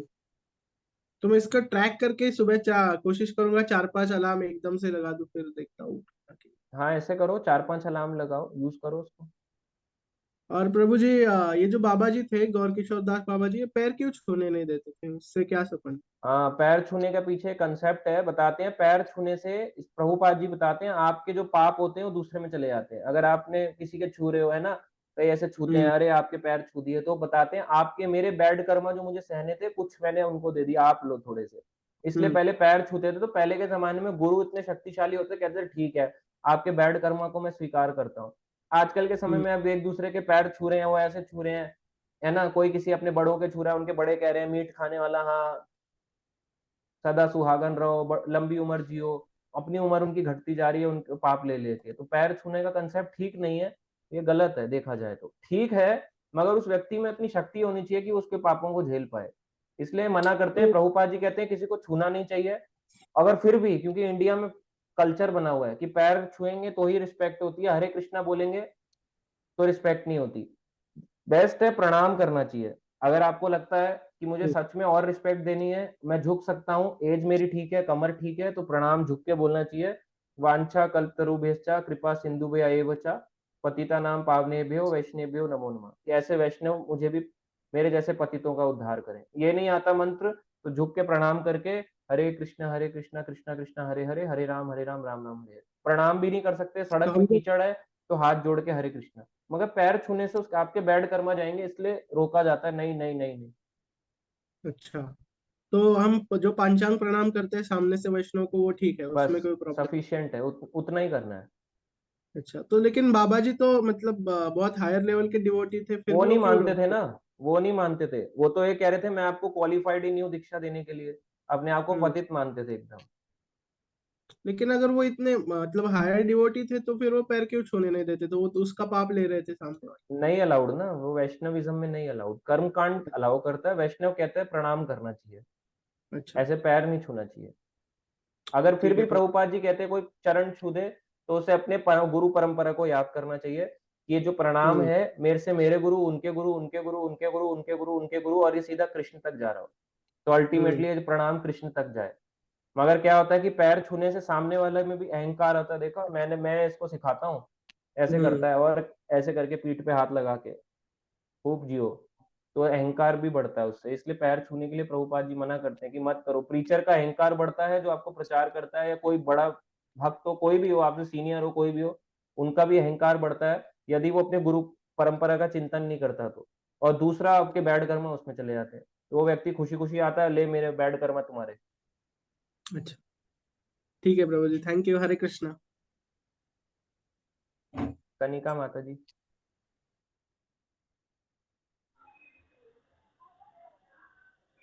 हरे कृष्ण प्रभु जी। हाँ, हरे कृष्णा माता जी। प्रभु जी, आज मैं टेम्पल गई थी ना आरती लेने, हाँ हाँ। तो वहाँ वहाँ पे दो माता जी बाहर खड़ी होके भिक्षाम देही बोल रही थी। तो मैंने उनसे पूछा ऐसा क्यों है, तो कह रही थी कि मेरी भिक्षा हो गई है। नहीं, क्या बोलती हैं? भिक्षाम देही। भिक्षाम देही। अच्छा, उनकी दीक्षा हुई होगी ना, जो दीक्षा में बोला जाता है, वो दीक्षा में बोला जाता है कि जो भिक्षा है ना, वो भी गलत है। मैं आपको बताऊं, भिक्षा अध्यात्म अध्यात्म में फॉलो करने वालों से नहीं मांगनी। जब दीक्षा हो जाती है तो 1-2 दिन तक, कई बार 1 हफ्ते तक, ये नहीं आजीवन, आजीवन नहीं, 1-2 दिन के लिए, ताकि हमारा अहंकार नष्ट हो, कि हमें दीक्षा का मतलब समझ आए। ऐसा ना हो, चाहे वो गृहस्थ हो, ब्रह्मचारी हो, कोई भी दीक्षा दी हुई हो, तो उसको बोला जाता है कि आप 1-2 दिन खड़े हो जाओ, और जो मटेरियल लोग आ रहे हैं, मटेरियल लोगों से भिक्षा भिक्षा मांगो, मटेरियल लोगों से। और इसका जो है डोनेशन लाके, इससे अपना अहंकार नष्ट होता है कि मैंने दीक्षा ली है, मैं तो कुछ भी नहीं हूँ, मैं तो गुरु का शिष्य बना हूँ, और मेरे गुरु हैं, सन्यास गुरु हैं, मेरे को सन्यास मतलब ये मेरे गुरु हैं, इन सन्यासी ने मुझे दीक्षा दी है, तो इनके कहने पे मैं कर रहा हूँ, और जो भी मैं पैसा जोड़ूंगा उसको मैं मंदिर के लिए दान दूंगा। पर क्या होता है, लोग भक्त से ही मांग रहे होते हैं, क्योंकि कंफर्ट जोन होता है ना। भक्त तो दे ही देगा, आपको बोलोगे भक्त, अरे प्रभु जी आजकल नया सिस्टम, प्रभु जी दीक्षा हुई है, व्हाट्सएप ऐसे करके, ये देखो स्कैन कोड खोल देगा पेटीएम का, ये लो। ये नहीं करना, आपको मांगना है, मुंह से मांगना है, अपने मांगना है, अपना अहंकार को नष्ट करना है। मैं वही तो कह रहा हूँ, कितने लोग हैं आजकल दीक्षा लेके, सब लोग मंदिर में भक्ति भक्त को दे रहा है, ये लो 100 रुपया, ये लो तुम्हारे को 10 रुपया, 15 रुपया, भक्ति भक्त को दे रहा है, उसका अहंकार का नष्ट हुआ। वो तो सारे जानने वाले हैं उसके। प्रभु जी, हाँ, तो वो ना टेम्पल के पास ही खड़ी थी, तो जितने भी भक्त आ रहे थे जा रहे थे ना, मैंने भी दिया है। तो वो माता जी मुझसे भी बोल रही थी भिक्षाम देही, तो तो ठीक मैंने है, पूछा भी, क्वेश्चन भी किया, बट मैंने भिक्षा भी दी उनको। ठीक है, और आपका कोई नहीं है, पर उनको मांगना चाहिए अभक्तों से। अहंकार नष्ट नहीं होगा, जिस पर्पज से वो मांग रहे हैं वो अहंकार नहीं जाएगा उनको। जो कह भी रही हो, थी मैं ऐसा नहीं कहता, पर यही ट्रुथ है। प्रभु जी, अभी आपने कहा ना कि इस्कॉन शिक्षा गुरु फॉलो करता है, दीक्षा नहीं, ऐसे तो मैंने हाँ, भी। शिक्षा सिस्टम फॉलो करता है, पर परंपरा में शिक्षा गुरु उसको ही लगाता है। दीक्षा तो बहुत बड़ी हो जाएगी ना, ये इनके गुरु, इनके गुरु, इनके गुरु, इनके गुरु, इनके गुरु, अब कितने गुरु लगाएगा? फोटो में भारी हो जाएंगे, फोटो दिख ही नहीं रहेगा, ही पता ले फाउंडर आचार्य ही नहीं दिख रहे इस्कॉन के, वो भी एकदम पीछे दिख रहे हैं। प्रभुपाद जी कहेंगे बुक्स मेरी, प्रचार मेरा, बनाया मैंने, जोड़ा मैंने, करने वाला मैं, इतने लोग, गीता मेरी बट रही है, सब कुछ मेरी बट रही है, और प्रभुपाद जी पीछे हो जाएंगे। तो कोई इसलिए ऐसा नहीं करता है, इसलिए शिक्षा परंपरा है ये। शिक्षा परंपरा और संप्रदायों में भी फॉलो होती है, शिक्षा और दीक्षा परंपरा। तो शिक्षा परंपरा में शिक्षा गुरु की फोटो रहती है। हो सकता है दीक्षा गुरु शिक्षा गुरु भी हो, मगर शिक्षा देने वाला अलग होता है, दीक्षा गुरु अलग होता है, तो दोनों अलग हैं। शिक्षा गुरु अलग, दीक्षा गुरु अलग। दीक्षा गुरु जो चाहता है कि इसका दिव्य ज्ञान आए और अज्ञानता नष्ट हो जाए, वही शिक्षा गुरु उसको प्रदान करता है कि ये लो, आइए आपकी ये प्रदान किया जा रहा है ताकि आपकी अज्ञानता नष्ट हो जाए। प्रभु जी, जिससे दीक्षा लेते हैं उससे शिक्षा नहीं लेते, शिक्षा उससे गुरु ले अलग सकते होते हैं, उससे ले सकते हैं दीक्षा गुरु से भी शिक्षा, पर जनरली देखते हैं कि उनके इतने शिष्य हो जाते हैं, हजारों लाखों, की वो देखी समझ ही नहीं, कोई उनसे फिजिकल कनेक्शन बना ही नहीं पाता। इसलिए बोला जाता है कि शिष्य आगे आगे और शिष्य बनाए प्रचार करके। प्रभुपाद जी कहते हैं कि हर गली में मेरा ये मूवमेंट है, मैं चाहता हूँ हर गली में भक्त शिक्षा गुरु और दीक्षा गुरु बने। हर मतलब हर स्ट्रीट में एक शिक्षा गुरु दीक्षा गुरु हो, गली के अंदर ही दीक्षाएं शिक्षाएं चले। इतना ज्यादा हाई लेवल ऑफ प्रचार चाहते हैं प्रभुपाद जी कि इतना इतना हो जाए, और होगा।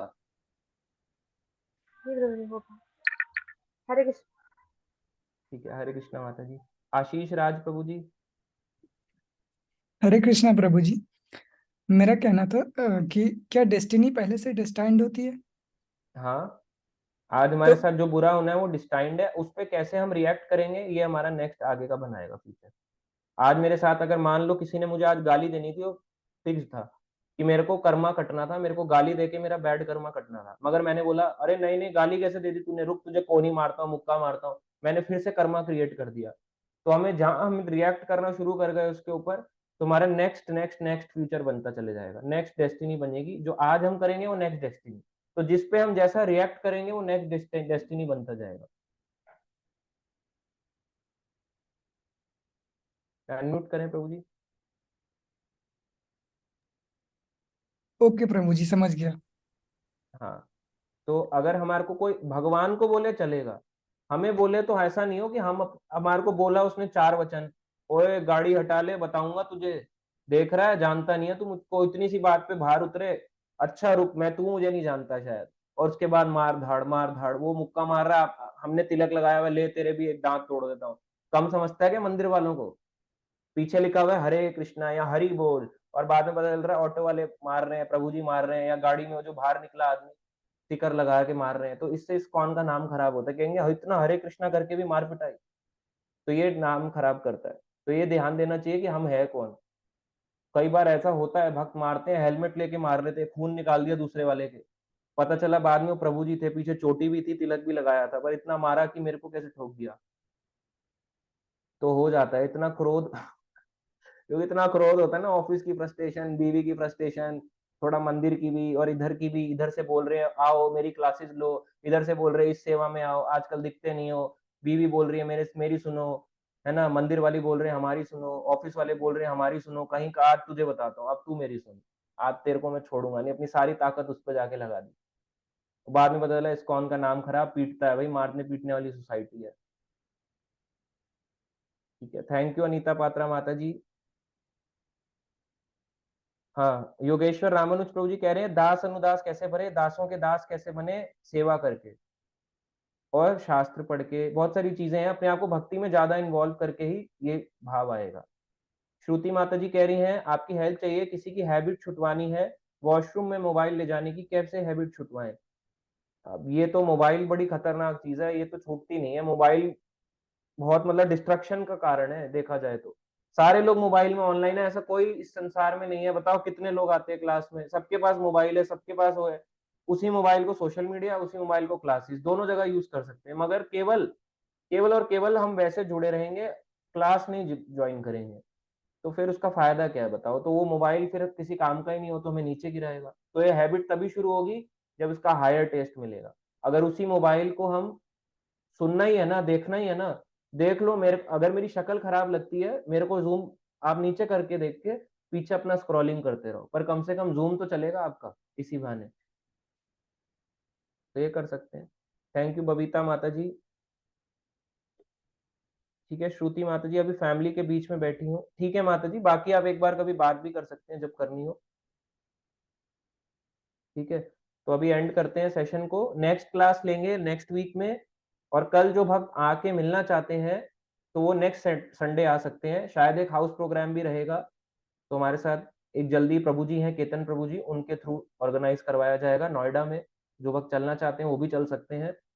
तो अभी उसकी कंफर्मेशन जल्दी आएगी, ग्रुप में भी हम शेयर करेंगे, अभी प्रभु जी नहीं है, अरेंजमेंट्स वगैरह अपना करवा रहे हैं, अगर नेक्स्ट वीक या फिर next to next week Sunday को ही होगा। ठीक है, तो तब तक के लिए आप सब जुड़े रहें, नेक्स्ट क्लास शेड्यूल होगा नेक्स्ट वीक का, वो हम नेक्स्ट वीक में शेड्यूल बताएंगे। कल जो क्लास है, कल कोई क्लास नहीं है, मगर एक हम वीडियो अपलोड करेंगे, एक और जो हरिद्वार में कथा करी थी मैंने, सप्त सरोवर पे। सप्त सरोवर एक जगह है, उसमें बताया गया कि कैसे गंगा गंगोत्री से बहते हुए, वैसे तो ऊपर से बहती हुई आ रही है, करण सागर बहते बहते बहते बहते स्वर्गलोक, स्वर्गलोक से पृथ्वीलोक, पृथ्वीलोक में गंगोत्री, गंगोत्री से आगे हरिद्वार, और हरिद्वार से सप्तऋषि के आसपास सप्त सरोवर से होते हुए आगे बढ़ रही है, और फिर जाके बंगाल में मिलती है यही गंगा, बंगाल के समुद्र में। तो ये पूरी है, इसके भी मैं आपको डालूंगा, तो आप उसके रिव्यूज या उस पर अपना कुछ पूछना चाहें उस पर पूछ सकते हैं। ठीक है, और बाकी पर्सनल लेवल पे पूछ सकते हैं कुछ। अनम्यूट करते हैं सबको। हरे कृष्णा कृष्णा हरे कृष्णा हरे कृष्णा हरे राम हरे राम हरे राम हरे राम हरे राम राम राम हरे हरे शीला प्रभुपाद की जय, सभी जय भक्तों की जय, जय गौर किशोरदास बाबू जी महाराज की जय। जय।